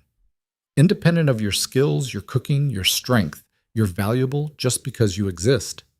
He took a careful step closer. "And I don't need you to figure out how you feel right now. I just needed you to know how I feel. The rest can happen in its own time." Martha's bandaged hands trembled slightly as she reached out and touched his arm. The muscle was solid under her palm, steady and warm and real. "Thank you," she said, "for seeing me, for fighting for me, for believing I deserve better. You do deserve better, and I'll keep believing that until you believe it yourself." He covered her hand with his own, however long that takes. They stood in the quiet kitchen with the lamps burning low and the night pressing against the windows. 2 people who'd found each other in the wreckage of cruelty and chosen to build something new from the rubble. Outside, the stars wheeled overhead. In the barn, horses settled into sleep. And in the trading post, in a kitchen that smelled of herbs and fresh bread and possibility, Martha Callahan felt something she hadn't experienced in years. Peace. Not happiness yet. That would take time. Healing. The slow accumulation of days where she was treated with dignity. But peace was a start. Peace was the foundation everything else could build on. And for the first time since she could remember, Martha believed that foundation might actually hold. The days that followed took on a rhythm Martha had never experienced before. Work that challenged without crushing. Rest that restored, instead of merely postponing collapse. And the strange luxury of being treated like a person rather than a problem. She woke each morning to sunlight instead of darkness, dressed without the weight of dread, and descended to a kitchen that welcomed her presence. Sarah proved to be an eager student, absorbing cooking lessons with the same focused intensity she brought to everything else. Within a week, she could make coffee that didn't taste like punishment and biscuits that were merely mediocre instead of inedible. Caleb stayed longer than the few days he'd promised. He found work that needed doing, repairing the porch steps, replacing warped boards in the barn, reinforcing the garden fence against wandering deer, tasks he performed with steady competence while carefully maintaining a respectful distance from Martha. As if his declaration in the kitchen had used up his allotment of directness, and now he needed to prove he meant what he'd said about not rushing her. Martha caught herself watching him sometimes. The way he moved, economical and sure. The way he spoke to Sarah with easy respect, neither condescending nor deferential. The way his eyes found Martha across distances, checking without hovering, present without being intrusive. It confused her, this attention that wanted nothing in return. Men in her experience took food, labor, the satisfaction of criticism. They didn't give without expecting payment in some form. But Caleb just kept fixing things and asking nothing. On the 8th day, a rider arrived from town with a letter for Caleb. He read it standing in the yard, his expression darkening with each line. "Wayne writes back," he said, folding the paper. "Sent word he wants to meet. Discuss the situation." Sarah snorted from the porch where she was mending harness leather. By discuss, he means threaten legal action for breach of contract. Most likely. Caleb tucked the letter in his pocket. "Martha, you don't have to go. I can handle this." "It's my situation," Martha said, wiping flour from her hands. "I should be there." "It won't be pleasant." "Nothing about the last 3 years has been pleasant. I can survive one more unpleasant conversation." She met his gaze. "Besides, I have documentation, evidence. He can't dispute what's written in my own hand." The meeting was set for the following afternoon at the ranch. Caleb insisted on accompanying Martha, and Sarah closed the trading post to come as well, declaring that witnesses were essential when dealing with men who considered truth negotiable. They rode out in the morning, reaching Wainwright Ranch by noon. The place looked exactly as Martha had left it. The main house imposing and whitewashed, the bunkhouse weathered, the rebuilt kitchen standing where the old one had burned. Rebuilt. They'd actually done it. Martha stared at the new structure, noting the stone hearth Caleb had demanded, the proper ventilation, the sturdy construction that suggested someone had invested real money in making it right. Dutch Harris met them in the yard, his expression unreadable. "Wainwright's waiting in the office. Just Stone and the girl." "Martha," Caleb corrected. "Her name is Martha, and Sarah comes too." "That wasn't the agreement." "Then there's no meeting." Caleb dismounted and helped Martha down. "We go in together, or we leave together." Dutch's jaw worked, but he stepped aside. The office was exactly as Martha remembered: dark wood, leather chairs, the smell of whiskey and tobacco. Richard Wainwright sat behind his desk, looking older than when she'd last seen him. The trail drive had weathered him, carved new lines around his eyes and mouth. He stood when they entered, attempting courtesy. "Martha, good to see you looking well." "Mr. Wainwright." She took the chair Caleb held for her, Sarah settling beside her while Caleb remained standing, a deliberate choice that kept him positioned between Martha and any potential threat. Wainwright cleared his throat. "I've reviewed the situation that occurred during my absence. The kitchen fire, the temporary cooking arrangements, the general tension. I want you to know I've addressed these issues by rebuilding the kitchen that was deliberately burned," Caleb said. "By rebuilding the kitchen that was damaged in an unfortunate accident," Wainwright corrected, "and I've had words with the hands about maintaining proper respect for all employees." "Words are cheap," Sarah's gravelly voice cut through the pleasantries. "What's the compensation for 3 years of systematic mistreatment?" Wainwright's expression tightened. I'm prepared to offer Martha her position back. Same wages as before she left, plus a small bonus to acknowledge the difficulties. The kitchen is new, well-equipped. She'd have everything she needs. Everything except safety, Martha said quietly. Everything except dignity. Now, Martha, I understand you're upset. I'm not upset. I'm clear. She pulled her journal from her bag, the pages worn from frequent reference. I have documentation of every contract violation, every instance of harassment, every day I was underfed while cooking abundance for others. 3 years of evidence that shows a pattern of abuse disguised as employment. Wainwright's face reddened. Abuse is a strong word. It's the accurate word. Caleb leaned forward, palms on the desk. You underpaid her, underfed her, allowed your men to mock and sabotage her.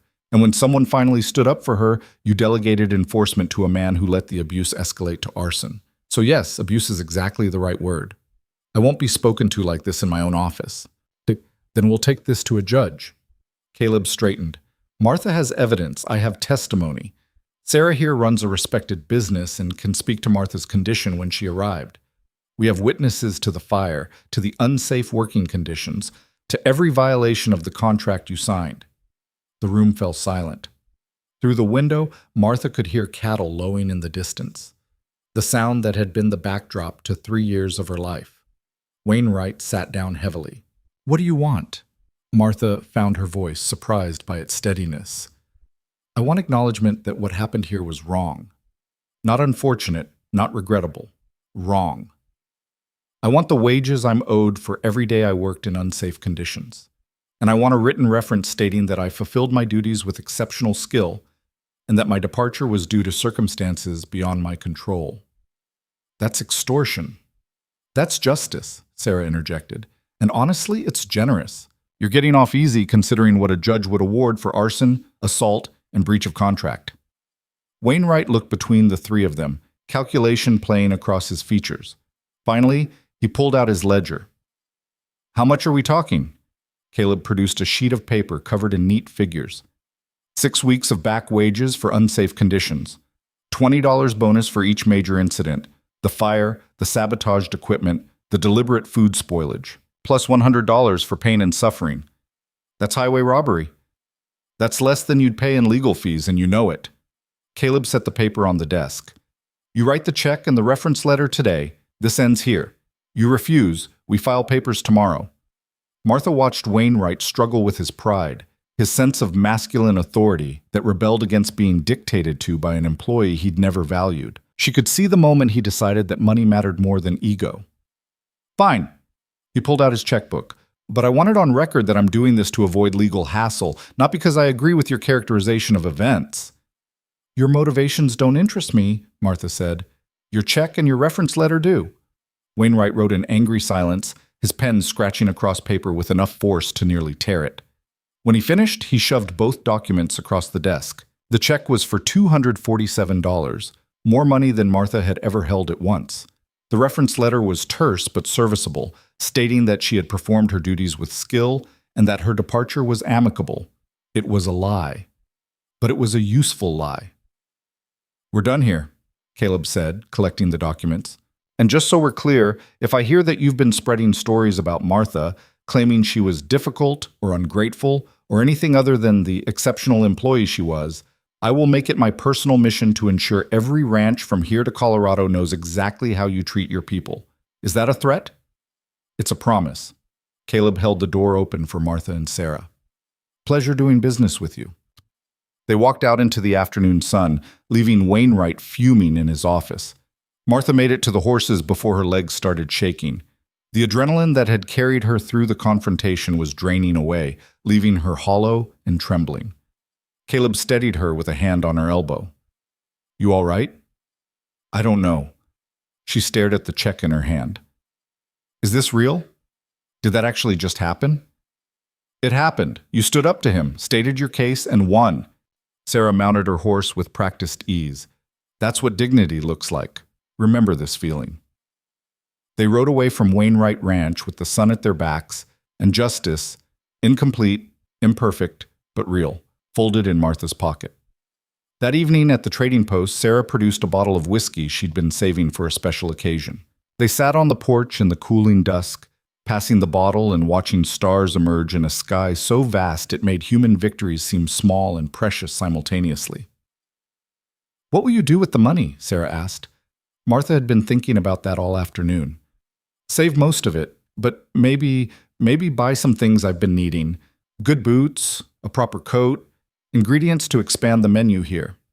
"Smart." Sarah took a sip and passed the bottle to Caleb. "Though you should also spend some on something frivolous, just because you can." The idea of frivolous spending felt foreign. Martha had spent her entire life in scarcity, measuring every penny, justifying every purchase. The notion of buying something purely for pleasure seemed almost transgressive. "I'll think about it," she said. Caleb was quiet, staring out at the darkness beyond the porch light. When he finally spoke, his voice was thoughtful. "The cattle drive needs to finish. Wainwright's second will bring the herd back, but I should be there to close out the contract, collect my payment." He turned to Martha. "I'll be gone 3 weeks, maybe a month.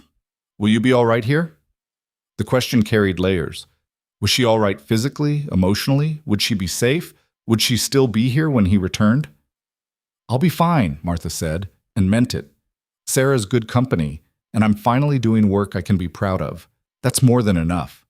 "If you need anything, I know where to find you," she met his eyes, "and I'll be here when you get back." Something in his expression shifted. Relief mixed with something warmer. "I'm holding you to that." He left 2 days later, riding out before dawn with a promise to return as quickly as possible. Martha watched from her window until he disappeared into the morning haze, then went downstairs to begin breakfast. The weeks that followed were the most peaceful of Martha's adult life. She and Sarah fell into an easy partnership, dividing labor according to their strengths. Martha handled all the cooking while teaching Sarah the fundamentals. Sarah managed the business, inventory, customer relations, while learning when to defer to Martha's expertise. Travelers came through with increasing frequency as word spread that Mallisters had good food and fair prices. A family heading to California stopped for 3 days, resting their animals and buying supplies. A circuit preacher stayed a week, performing marriages and baptisms for scattered homesteaders who rarely saw clergy. A group of cowboys driving cattle north paused for a meal and left extravagant tips, praising the biscuits and gravy like it was manna from heaven. Each satisfied customer felt like vindication. Martha had spent 3 years being told she was too much, too large, too demanding of space and resources. But here, her size was an asset. She could lift heavy pots, work long hours, command a kitchen with the authority born of genuine skill.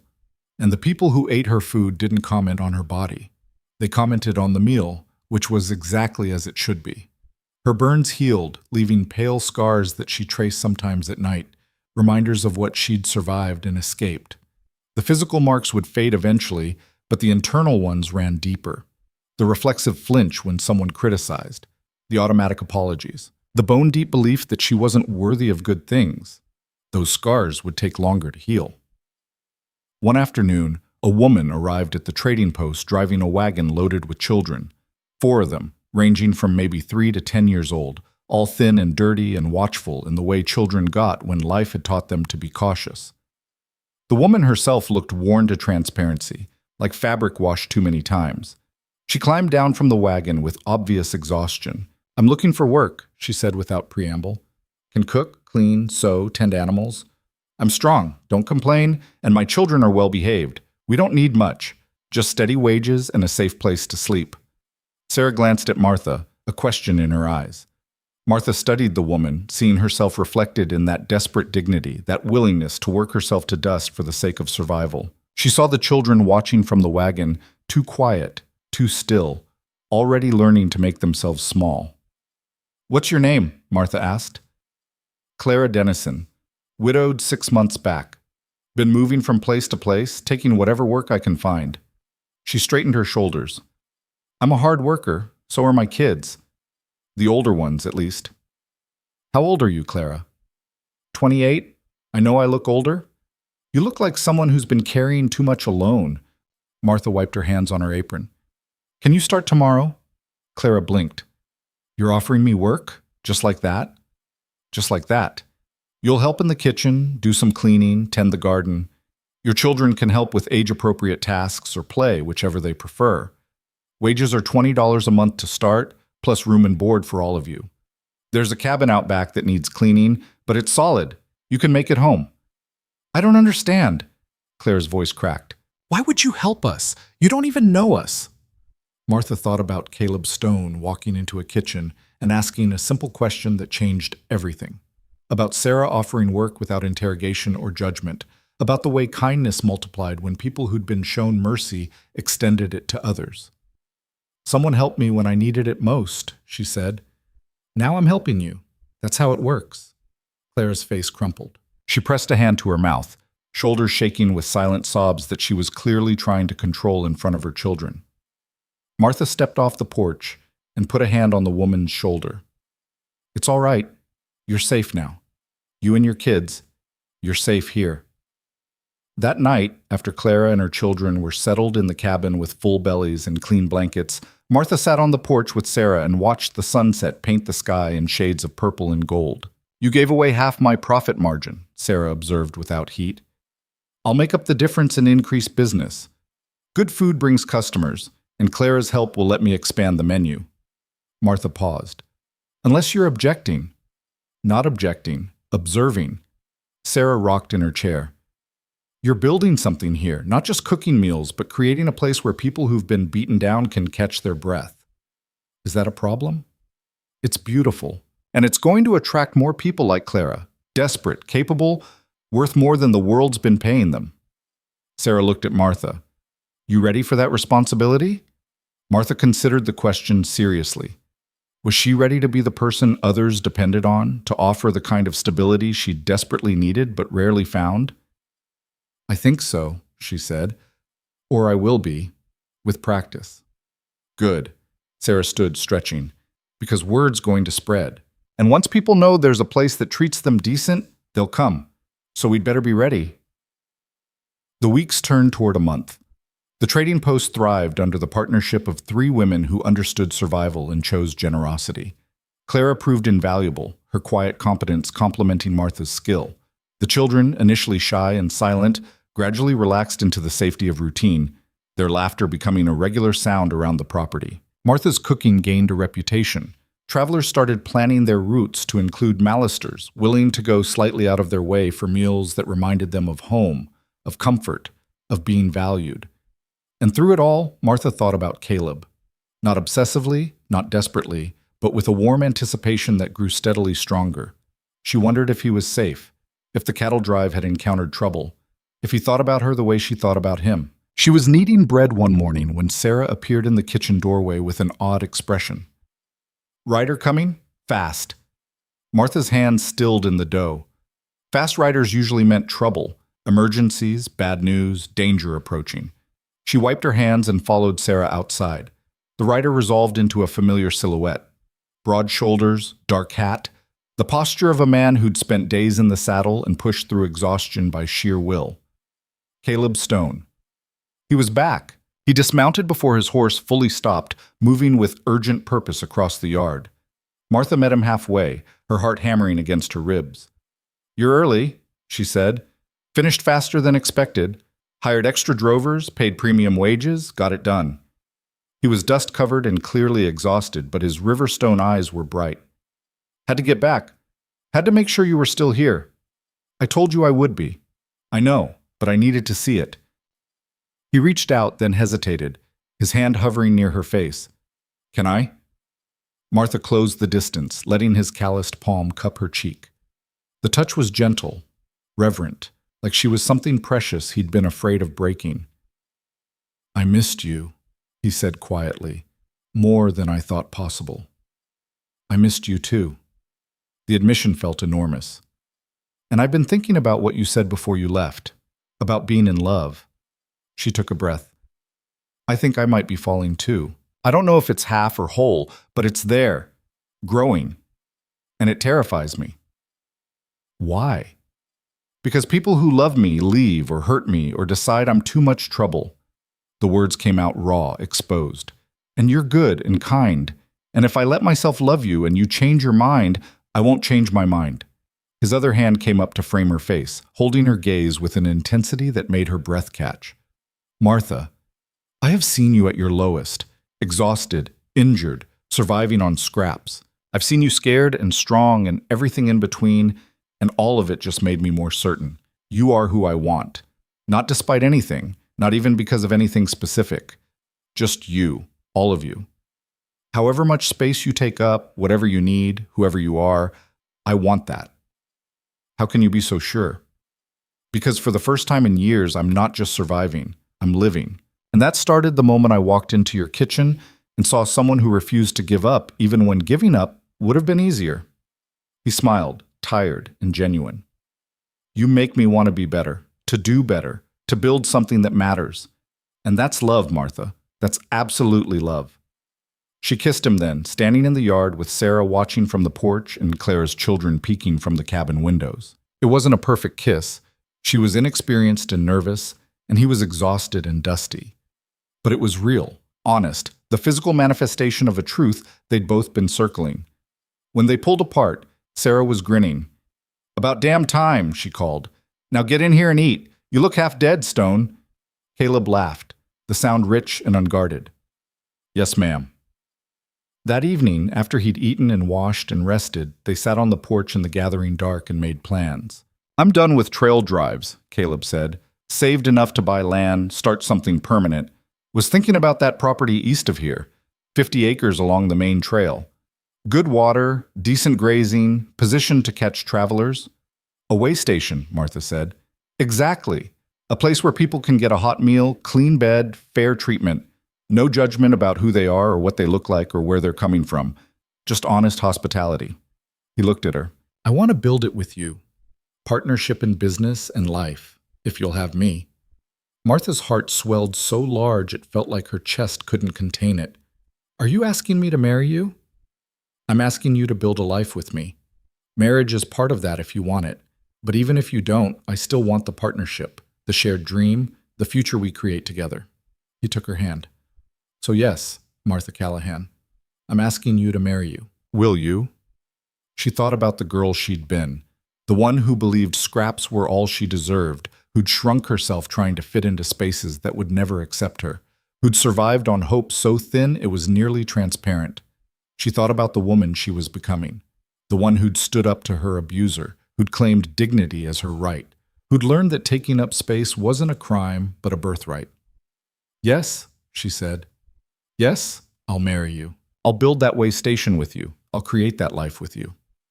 He kissed her again, longer this time, sweet and thorough and full of promises they'd spend years fulfilling. When they finally pulled apart, Sarah was standing in the doorway with the whiskey bottle and 3 glasses. "To new beginnings," she said, pouring generous amounts, "and to people brave enough to claim the happiness they deserve."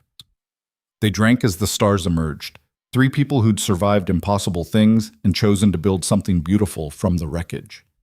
And in the morning, they'd begin planning, building, creating the kind of place Martha had needed but never found until Caleb Stone walked into her kitchen and refused to let her keep surviving on scraps. The future stretched before them, uncertain but full of possibility. And for the first time in her life, Martha Callahan believed she deserved every beautiful moment of it. They were married in the fall when the brutal Texas heat finally broke and the air turned crisp enough to breathe without effort. The ceremony took place at the trading post with Sarah officiating. She'd acquired the legal authority years ago to perform marriages for travelers who needed them, and Clara's children serving as witnesses, their faces scrubbed clean and shining with the kind of joy that came from watching adults choose happiness. Martha wore a dress she'd made herself from fabric Caleb had brought back from town, a deep blue that Sarah said matched her eyes. It was the first garment she'd ever sewn that wasn't purely functional, the first time she'd chosen beauty over durability. Caleb wore his best shirt and trousers, his hair freshly cut, his face shaved smooth. When Martha emerged from the cabin and walked across the yard to where he waited on the porch, his expression transformed into something she'd remember for the rest of her life. Wonder mixed with certainty. Like he was watching a miracle he'd somehow known was coming. The vows were simple. They promised partnership, honesty, mutual respect. They promised to build something together that neither could create alone. They promised to remember that love was a choice made daily, not a feeling that existed independent of action. When Sarah pronounced them married, Caleb kissed Martha with a tenderness that made her throat tight. This was real. This was hers. This man who'd fought for her dignity was choosing to spend his life beside her, and she was choosing the same. They celebrated with a feast Martha had prepared over 2 days. Roasted chicken with herbs, potatoes swimming in butter, fresh bread, 3 kinds of pie. Claire had helped, her skills improving under Martha's patient instruction, and together they'd created abundance that everyone present was invited to share equally. No one ate scraps. No one went hungry. No one was told they were taking too much. That night, after the guests had departed and the dishes were washed and put away, Martha and Caleb stood together in the small room that would be theirs until the way station was built. The space was cramped, barely large enough for a bed and a trunk, but it was private and clean and theirs. "You nervous?" Caleb asked, his voice gentle. "Terrified," Martha admitted. "I don't know how to do this, any of this. Being a wife, sharing a life, being worthy of—" "Stop." He took her hands, his calloused palms warm against hers. "You don't have to be worthy. You already are. And we'll figure out the rest together, same as we figured out everything else." They made love that night with a tenderness that surprised Martha. She'd expected awkwardness, discomfort, the mechanics of obligation. Instead, she found patience, care, and the gradual discovery that her body, the one she'd been taught to be ashamed of, was capable of pleasure and connection. Afterward, lying in the darkness with Caleb's arm around her and his breath steady against her hair, Martha felt something shift in her foundation. Not breaking, but settling, like a building that had been constructed on uncertain ground, finally finding bedrock. "I love you," she said into the quiet. "I love you too." His arm tightened around her. "And tomorrow, we start building." The 50 acres Caleb had purchased sat at a crossroads where 2 major trails intersected, positioned perfectly to catch travelers heading in any direction. The land rolled gently, dotted with oak trees that provided shade, and featured a spring-fed creek that ran year-round, essential for any operation that would be housing people and animals. They broke ground in early November, working alongside a crew Caleb hired from town. The main building would be substantial: a large dining hall with an attached kitchen, a separate building for sleeping quarters, a barn for horses and livestock, and eventually a small house for Martha and Caleb's private use. Martha spent her days divided between the trading post, where she still cooked and helped Sarah manage increasing business, and the construction site, where she consulted on kitchen design and made decisions about layout, equipment, and workflow. "The stove needs to be here," she'd say, standing in the skeletal frame of what would become her domain. "Counter space along this wall, pantry accessible but not in the way, windows for light and ventilation." The builders listened because Caleb had made it clear from the beginning that Martha's specifications weren't suggestions, they were requirements. She was the one who'd be working in that kitchen every day. She was the one who understood what made cooking for crowds efficient versus torturous. Her authority was absolute, and it showed in every detail. By December, the basic structures were complete enough to be functional. The kitchen had walls, a roof, and the massive stone hearth that would serve as the operation's heart. Martha stood in the empty space and imagined it filled with the smell of baking bread, with the heat of cooking fires, with the sound of satisfied travelers praising food that nourished body and soul. "What do you think?" Caleb asked, coming up behind her. "I think it's perfect." She turned to face him. "And I think we need a name." They'd been debating this for weeks. Caleb favored something simple: Stoneway Station, direct and clear. Martha wanted something that captured the mission, the purpose beyond mere commerce. "What about Stone Haven?" she suggested. "Haven implies safety, welcome, a place people can rest without judgment." Caleb tested the words. "Stonehaven Way Station. I like it. Sounds like somewhere worth finding." They hired Clara permanently to help run the operation, giving her a percentage of profits in addition to wages. Her oldest daughter, Emma, showed an aptitude for numbers and began learning bookkeeping from Sarah. The younger children helped where they could, carrying water, gathering eggs from the chickens they'd acquired, sweeping floors.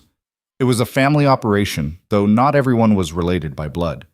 They were bound instead by shared understanding of what it meant to be dismissed, undervalued, and finally given a chance to prove their worth. Stonehaven opened its doors in January of 1824, advertising hot meals, clean beds, and fair prices. The first week was slow, just a handful of travelers who stopped more out of curiosity than need. But Martha cooked for them like they were royalty, serving portions that were generous without being wasteful, and sending them on their way with full bellies and stories to tell. Word spread the way it always did on the frontier, through travelers who compared notes at other stops, through letters home that mentioned exceptional hospitality, through the organic network of people who moved across the landscape carrying information more reliably than any newspaper. By February, they were serving 20 meals a day. By March, they'd added more sleeping quarters to accommodate demand. By April, Martha was training 2 additional cooks because the workload had exceeded what one person could handle. The way station thrived on a simple principle: treat everyone with dignity regardless of who they are or what they look like. Wealthy merchants ate beside dirt-poor homesteaders. Women traveling alone received the same respect as men in groups.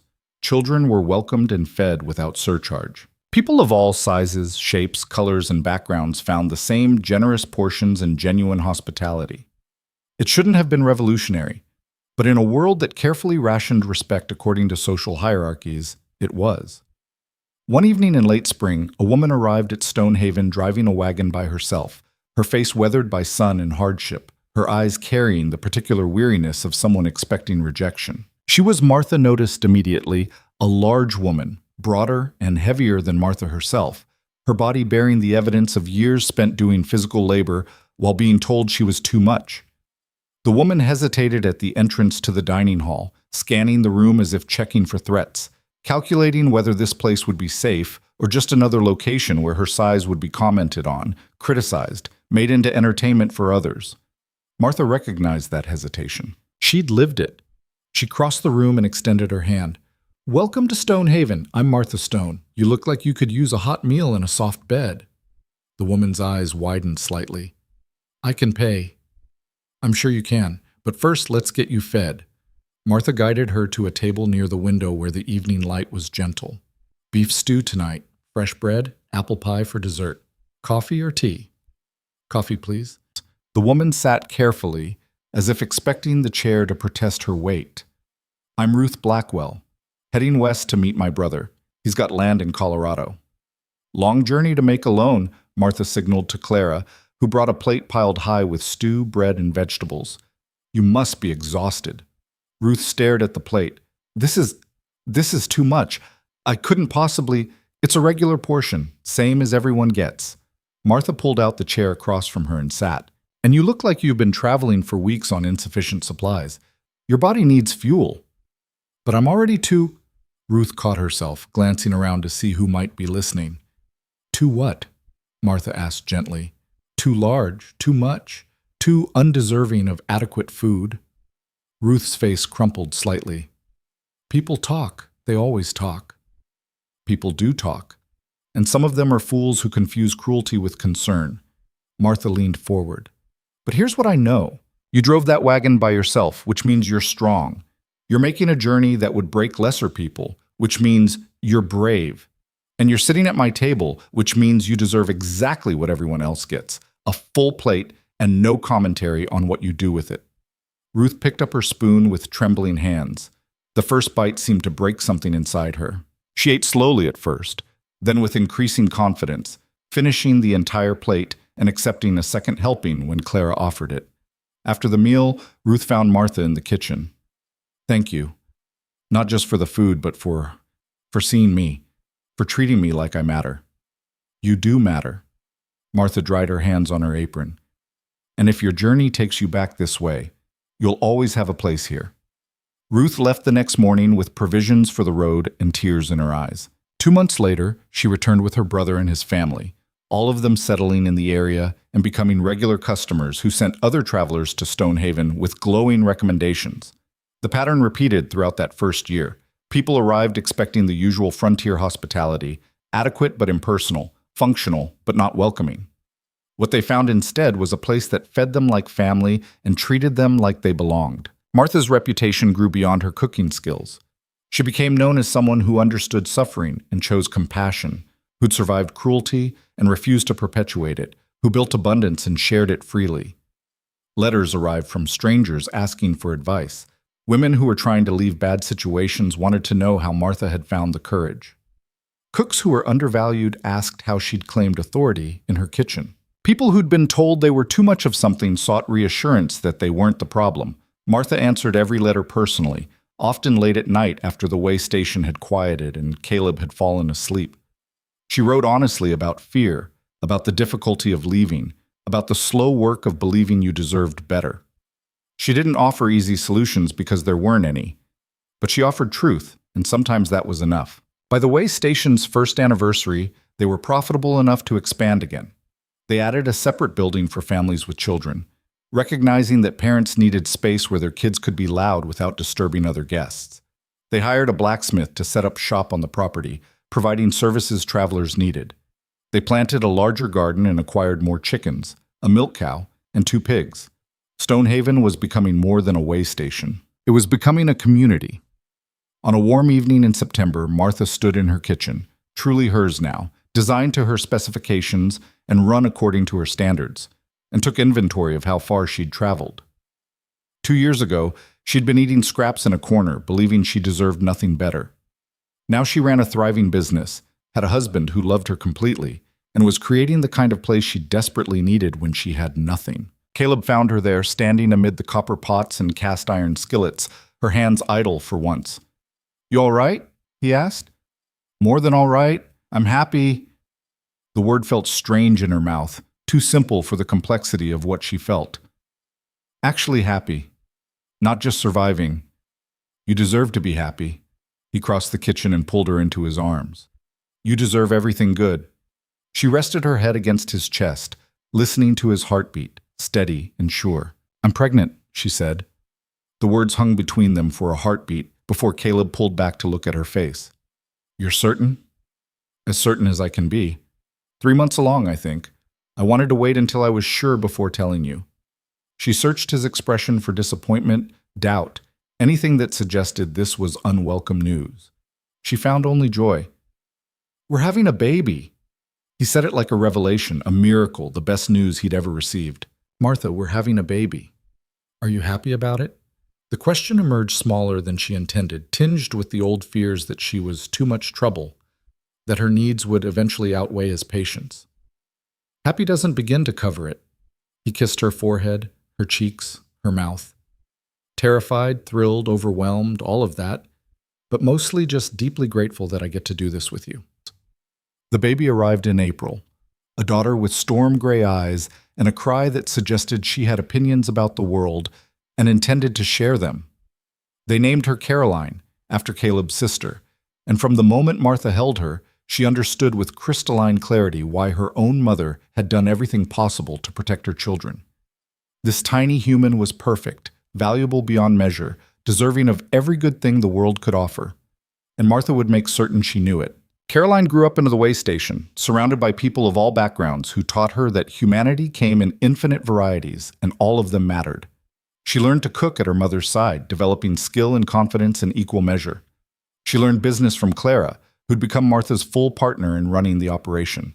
She learned kindness from every traveler who stopped at Stonehaven and received more than they'd paid for. By the time Caroline was 5, the way station was legendary. Travelers planned their routes around it. Families saved money specifically to stay there. And people who'd been dismissed elsewhere found sanctuary in a place that refused to measure worth by appearance, wealth, or social standing. Martha was 30 years old, successful beyond anything she'd imagined, and finally secure in the knowledge that she deserved the life she'd built. One afternoon, a rider arrived carrying a letter with a Wainwright Ranch seal. Martha's hand shook slightly as she opened it, memories of that place still capable of triggering old fears. The letter was from Richard Wainwright's widow. He died of a heart attack 2 months earlier, and in settling his affairs, she'd found documentation of the incidents during Martha's employment, including Dutch Harris's admission, made on his deathbed a year ago, that he'd ordered the kitchen fire as punishment for Martha's uppity demands. The widow wrote that she was appalled by what her husband had allowed, that she was selling the ranch and moving east, and that she wanted Martha to know the truth had finally come out. Dutch was dead. Wainwright was dead.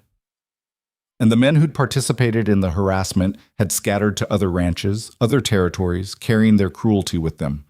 Justice, incomplete and delayed, but real. Martha read the letter twice, then walked outside to where Caleb was repairing fence posts with Caroline helping by handing him tools. "Wainwright's dead," she said without preamble. "Dutch, too. The widow found evidence of what they did and wanted me to know." Caleb set down his hammer. "How do you feel?" Martha considered the question seriously. "Relieved, vindicated, but mostly just done. That part of my life is over. They can't hurt me anymore, and I don't have to waste energy being angry at ghosts." "That's growth." He stood and brushed dust from his hands. "The Martha I met 2 years ago would have needed to be angry. The Martha you met 2 years ago was barely surviving. I'm living now. There's a difference." She watched Caroline attempt to lift a hammer twice her size, determination written across her small face. "And I want to make sure she never has to learn the lessons I did, that she grows up knowing she's valuable just because she exists." "She will," Caleb's voice was certain. "We'll make sure of it." The years that followed were marked by steady growth and deepening community. Stonehaven expanded to include a small schoolhouse where Clara taught reading and arithmetic to travelers' children and local homesteaders who'd settled nearby. They added a chapel where Sarah performed marriages, baptisms, and funerals for people who needed them. They built a smokehouse, a root cellar, and eventually a second dining hall to accommodate increasing demand. Martha trained a dozen cooks over those years, passing on not just recipes, but philosophy. That food was love made tangible, that generosity cost less than cruelty, that every person who sat at their tables deserved abundance.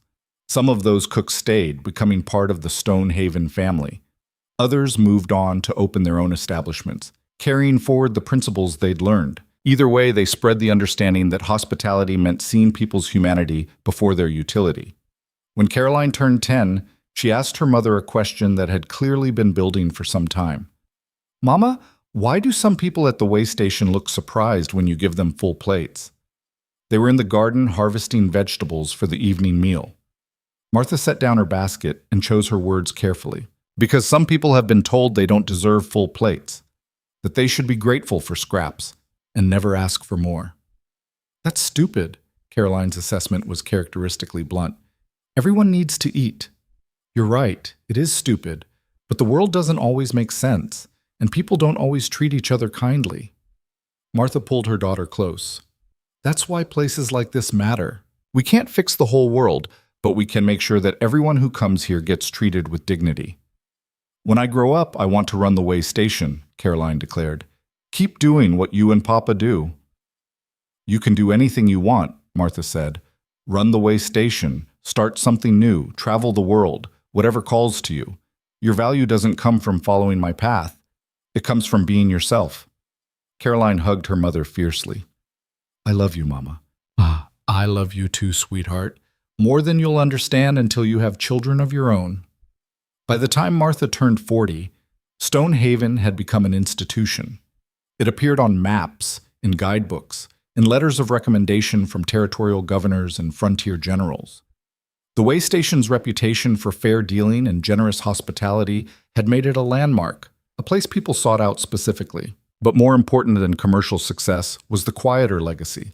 The women who'd found courage to leave bad situations after seeing that better ones existed, the children who'd learned that body size didn't determine worth, the travelers who'd carried forward the notion that everyone deserved dignity regardless of their circumstances.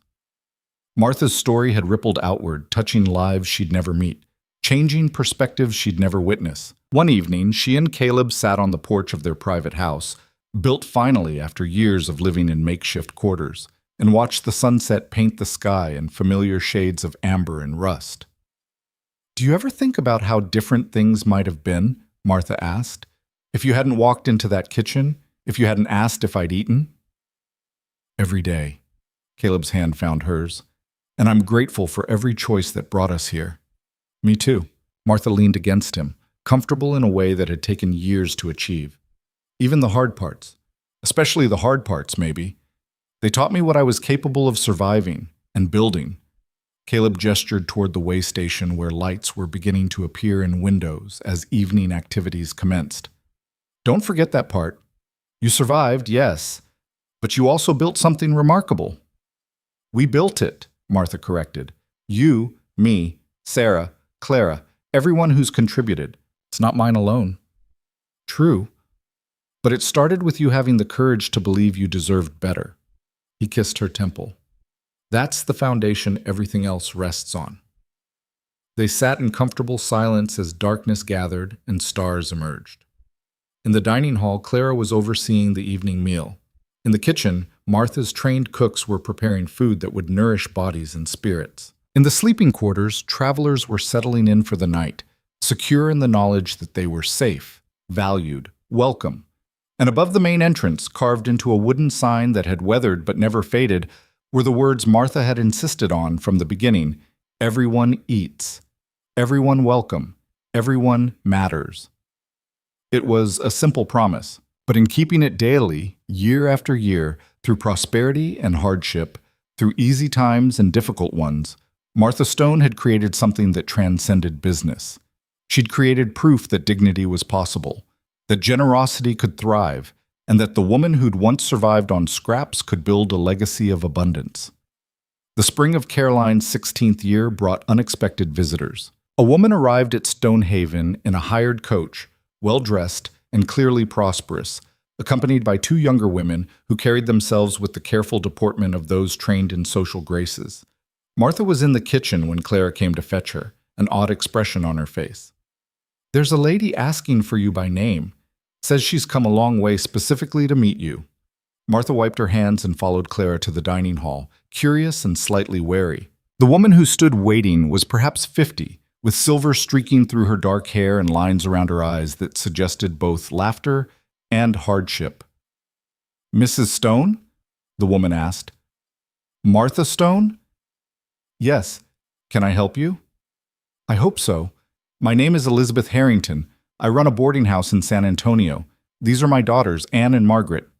She gestured to the young women flanking her. "We've traveled 3 days to meet you." Martha's confusion must have shown because Elizabeth smiled. "5 years ago, I received a letter from you. I was in a difficult situation, working for a family that treated me poorly. I'd written asking how you found the courage to leave your position at Wainwright Ranch. Do you remember?" Martha did, vaguely, one of dozens of letters she'd answered over the years. "I remember. Your response changed my life," Elizabeth said simply. "You were honest about the fear, about not knowing if things would work out, but also about how staying in a bad situation was its own kind of death. You said I deserved better even if I didn't believe it yet." Her voice caught slightly. "I left that position the next week, took my daughters and whatever savings I had, and started the boarding house. It was hard at first, but we made it work. And now we're thriving." "I'm glad to hear it," Martha said, genuinely moved. "But you didn't have to travel all this way to tell me." "Actually, I did. Because you gave me something when I needed it most. Not just advice, but permission to believe I mattered. And I wanted to say thank you in person. I wanted my daughters to meet the woman who taught me that asking for better wasn't selfish. It was survival." Anne, the elder daughter, stepped forward. "Mama talks about you all the time, about how your story gave her hope when she had none." "I'm not anyone special," Martha protested. "I just did what I had to do." "That's what makes you special," Elizabeth said. "You survived impossible circumstances and then used that survival to help others. You could have closed yourself off, protected what you built, kept your success to yourself. Instead, you answered letters from strangers. You shared your story even though it was painful. You created a place where people like me could see what was possible." Martha felt tears prickling at her eyes. She'd answered those letters in the quiet hours, never really knowing if they mattered, if anyone read them or took them to heart. "Stay for dinner," she said. "Please, it's the least I can offer." Elizabeth smiled. "We were hoping you'd say that. Everyone we've asked about Stonehaven says the food is exceptional." That evening, Martha cooked with particular care. Roasted chicken with rosemary, potatoes with cream and butter, fresh bread still warm from the oven, 3 different vegetables from the garden. She made the kind of meal that spoke without words, that said, "You matter and you are welcome, and this is what care tastes like when it's transformed into food." They ate together at one of the long tables, Elizabeth and her daughters fitting seamlessly into the diverse crowd of travelers. A merchant from St. Louis sat beside a family of homesteaders heading to California. A widow traveling alone to visit her sister shared a bench with a young couple just married. A former soldier ate next to a circuit preacher. All of them different, all of them receiving the same generous portions and genuine hospitality. After the meal, as Martha was clearing plates, Elizabeth caught her hand. "This is exactly what I imagined. A place where everyone belongs." "That's the goal," Martha said, "though some days it's easier than others." "The fact that you keep trying matters more than perfection," Elizabeth said. "My girls are starting to think about their futures. Anne wants to study medicine, which everyone tells her is impossible for a woman. Margaret wants to write, which everyone says is impractical. But after meeting you, seeing this place, they know that impossible things happen when someone is brave enough to try." Caroline appeared then, carrying a tray of dirty dishes with practiced efficiency. Elizabeth's eyes widened slightly. "Your daughter?" "Yes." "Caroline, come meet Mrs. Harrington and her daughters." Caroline set down the tray and shook hands with polite confidence. At 16, she was already taller than Martha, with her father's gray-green eyes and her mother's determined chin. "Pleased to meet you," she said. "Mama, the evening rush is coming. Want me to start the coffee?" "Please. And check on the pies in the oven." Caroline nodded and disappeared back into the kitchen. "She's beautiful," Anne said, "and so capable." "She's grown up here," Martha said. "Learned young that work matters and everyone pulls their weight, but also that she's valued for who she is, not just what she produces." "That's the balance, isn't it?" Elizabeth mused. "Teaching our children to be strong without teaching them they have to earn their worth through strength alone." Martha thought about this later, after the Harringtons had retired to their room and the dining hall had emptied and quieted. She stood in her kitchen, her kingdom, her creation, the place where she'd transformed pain into purpose, and considered the web of connection that had brought Elizabeth here. One letter, one honest response to a stranger's plea for help, and it had changed a life, which had in turn changed other lives, rippling outward in ways Martha couldn't track or measure. She'd thought her legacy was the way station, the physical place she and Caleb had built, but maybe the real legacy was this: the courage she'd modeled, the permission she'd given others to believe they deserved better, the proof that survival could transform into thriving. Caleb found her there, standing in the quiet kitchen with tears on her cheeks. "What's wrong?" he asked, immediately concerned. "Nothing's wrong. Everything's right, actually. She wiped her eyes. "That woman, Elizabeth. She said I saved her life, but all I did was answer a letter honestly." "Sometimes that's enough." Caleb pulled her close. "Sometimes all people need is someone to say, 'Yes, you deserve better,' and 'No, you're not crazy for wanting it.'" "Is that what you did for me?" "I asked if you'd eaten," he said simply. Seemed like the smallest thing at the time, but apparently small things matter. The Harringtons stayed 3 days, and by the time they left, Anne had spent hours with Caroline discussing dreams and possibilities. Margaret had filled a notebook with observations about the way station's operations, and Elizabeth had ordered copies made of Martha's organizational systems to implement at her boarding house. "You've built something that should be replicated," Elizabeth said as they prepared to depart. "Not just the physical place, but the philosophy, the way you see people." "Take it," Martha said. "Use whatever works for you. That's how good ideas spread. People taking what they need and adapting it to their situations." "Will you write it down?" Anne asked suddenly. "Your story? How you got from that ranch kitchen to here? People need to know it's possible." Martha hesitated. The idea of deliberately recording her story felt presumptuous, self-important. "I'm not a writer," she said. "You don't have to be," Margaret said. "Just tell the truth. Write it the way you'd tell it to someone sitting across from you at this table." After they left, Martha found herself thinking about the suggestion. Not because she craved attention or wanted to be known, but because she understood now that her story wasn't just hers.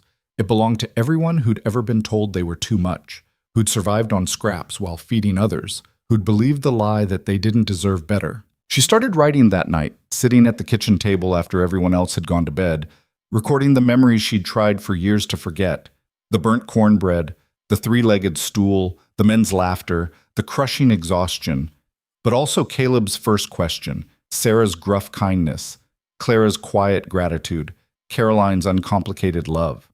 It took her 6 months to finish, writing in stolen moments between meals and management and motherhood. The result wasn't polished or literary, but it was honest. a record of survival and transformation that she hoped might help someone else recognize their own worth. She showed it first to Caleb, who read it in one sitting and then held her for a long time without speaking. "This matters," he said finally. "You have to share it." "I don't know how." "We'll figure it out, same as we figured out everything else." They did figure it out. A printer in San Antonio agreed to produce a small run of pamphlets.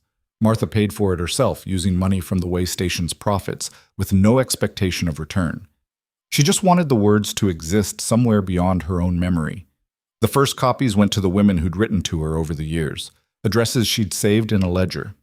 Then travelers began taking copies, sharing them with others. Within a year, Martha's story was circulating throughout the territory, passed hand to hand like currency among people who needed to know that escape was possible, that dignity could be reclaimed, that the woman eating scraps in the corner could one day own the whole damn table.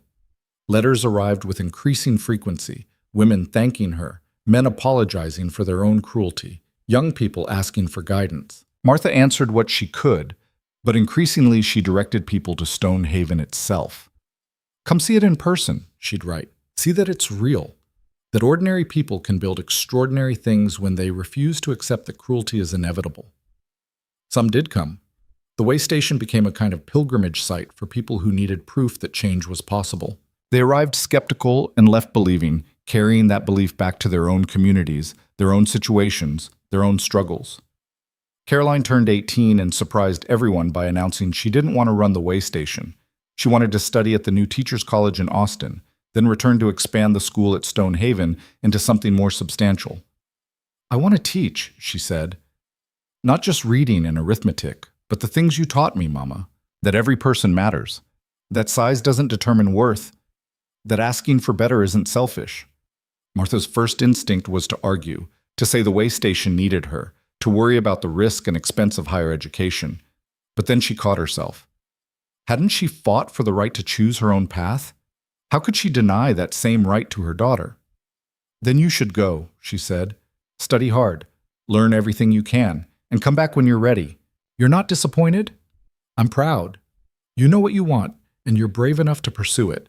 That's all any parent can hope for."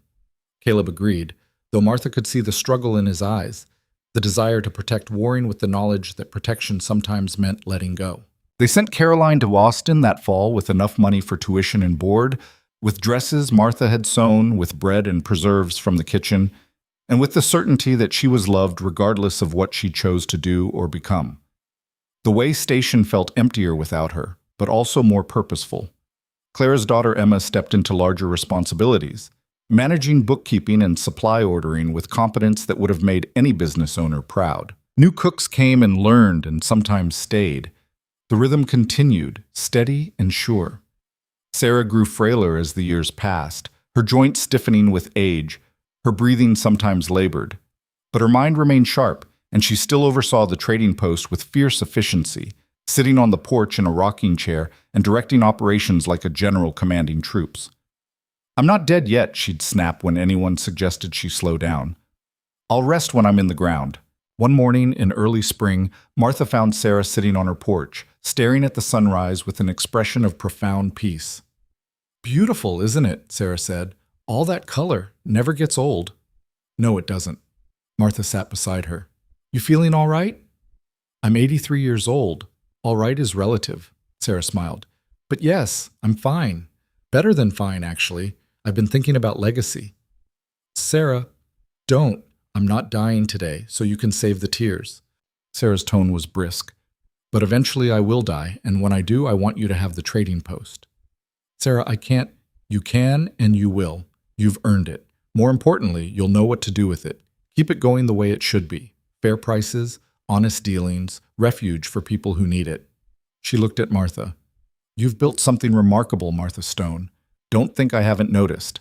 Stonehaven is famous, but more than that, it's good. Genuinely, uncomplicatedly good. And I want my place to be part of that legacy." I don't know what to say. Say yes.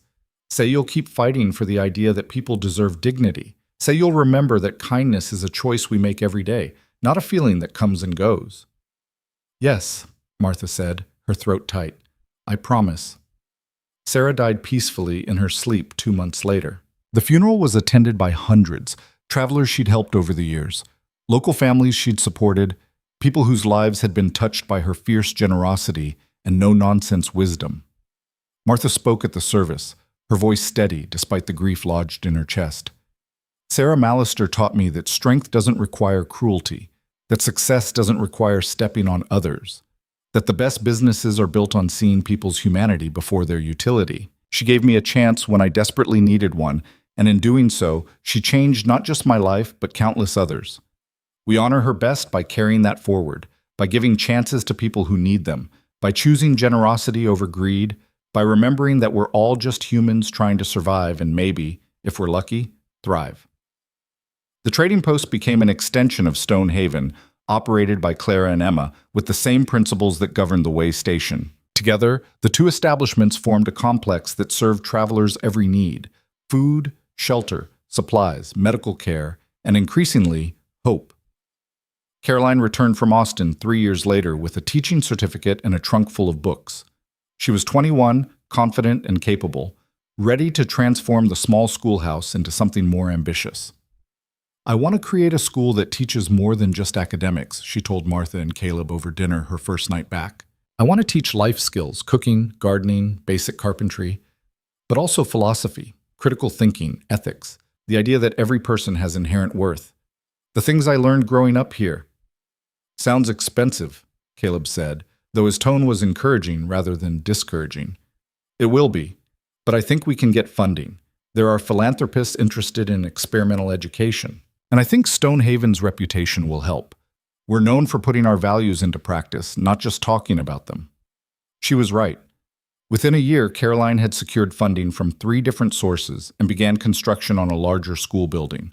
Students came from surrounding territories, both children of settlers and travelers' kids who stayed for months at a time. The curriculum was unconventional, half academic subjects, half practical skills, all of it infused with the philosophy that Martha had spent decades modeling. People deserve dignity. Size doesn't determine worth. Generosity costs less than cruelty. Survival can transform into thriving. By the time Martha turned 50, Stonehaven had become more than a way station. It was a movement.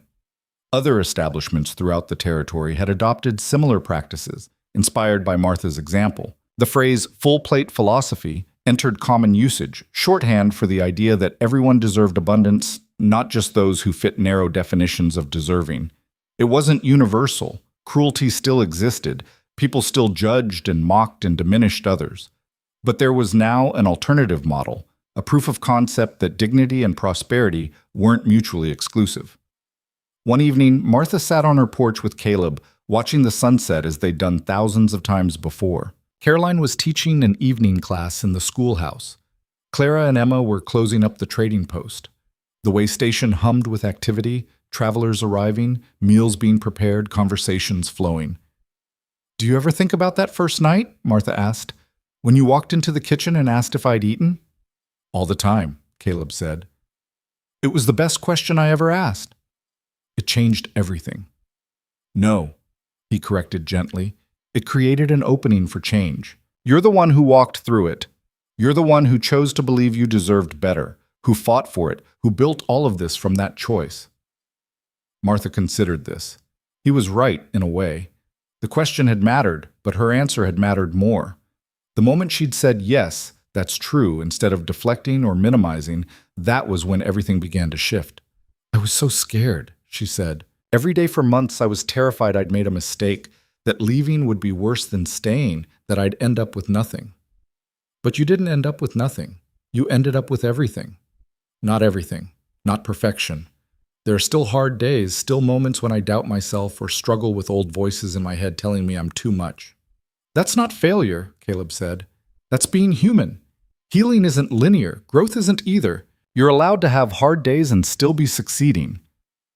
They sat in comfortable silence as stars began to emerge. In the distance, Martha could hear Caroline's voice carrying from the schoolhouse, animated and passionate as she taught her students about civic responsibility and critical thinking. "She's going to change the world," Martha said softly. "She already is, just like you did." "I didn't change the world. I just changed my own circumstances. And in changing your circumstances, you showed others they could change theirs. And those people showed others. And it spreads. Caleb squeezed her hand. That's how worlds change, Martha. Not through grand gestures, but through individual people choosing dignity over despair, generosity over greed, hope over resignation. You started a ripple. It's still spreading. Martha thought about Elizabeth Harrington and her daughters, about Ruth Blackwell, and the countless travelers who'd stopped at Stonehaven and been treated like they mattered. About the letters she still received from strangers saying her story had given them courage. About the other establishments now operating on full-plate philosophy. Maybe Caleb was right. Maybe change didn't require perfection or universal transformation. Maybe it just required enough people choosing better, one decision at a time, until the cumulative weight of those choices shifted the world slightly on its axis. I'm tired, she said, but it's a good tired, the kind that comes from a day well spent. Then let's go to bed, Caleb stood and offered his hand. Tomorrow, we'll do it all again. They walked inside together, past the dining hall where the evening shift was cleaning up, past the kitchen where tomorrow's bread was rising, past all the physical manifestations of the life they'd built together. In the hallway, Martha paused before a mirror, something she'd avoided for years after being taught that looking at her reflection was an act of vanity that someone like her couldn't afford. But now she looked. She saw a woman of 50 with gray threading through her dark hair, with lines around her eyes from years of smiling and squinting in kitchen heat. She saw strong arms that had lifted thousands of pots, broad shoulders that had carried burdens until they transformed into purpose. She saw someone who took up space without apology, who commanded rooms with earned authority, who had survived and thrived and helped others do the same. She saw someone who deserved a full plate. Caleb appeared behind her in the reflection, his hand settling on her shoulders. "What do you see?" he asked. Martha smiled. "I see someone who's finally enough. Not too much, not too little, just enough. Just right. Just me." "That's all you've ever been," Caleb kissed the top of her head. "I'm just glad you can finally see it too." They went to bed in the house they'd built together, in the community they'd fostered, in the life they'd chosen despite fear and uncertainty and all the voices that had told them it was impossible. And outside, above the main entrance to Stonehaven Way Station, the sign continued to proclaim its simple truth to anyone who cared to read it. Everyone eats. Everyone welcome. Everyone matters. It was a promise kept daily, a philosophy lived hourly, a revolution enacted one meal at a time. And it all started with one question, one honest answer, and one woman brave enough to believe she deserved better. The girl who'd eaten scraps in a corner had become the woman who ensured no one else had to. And that, Martha thought, as sleep finally claimed her, was legacy enough for any life.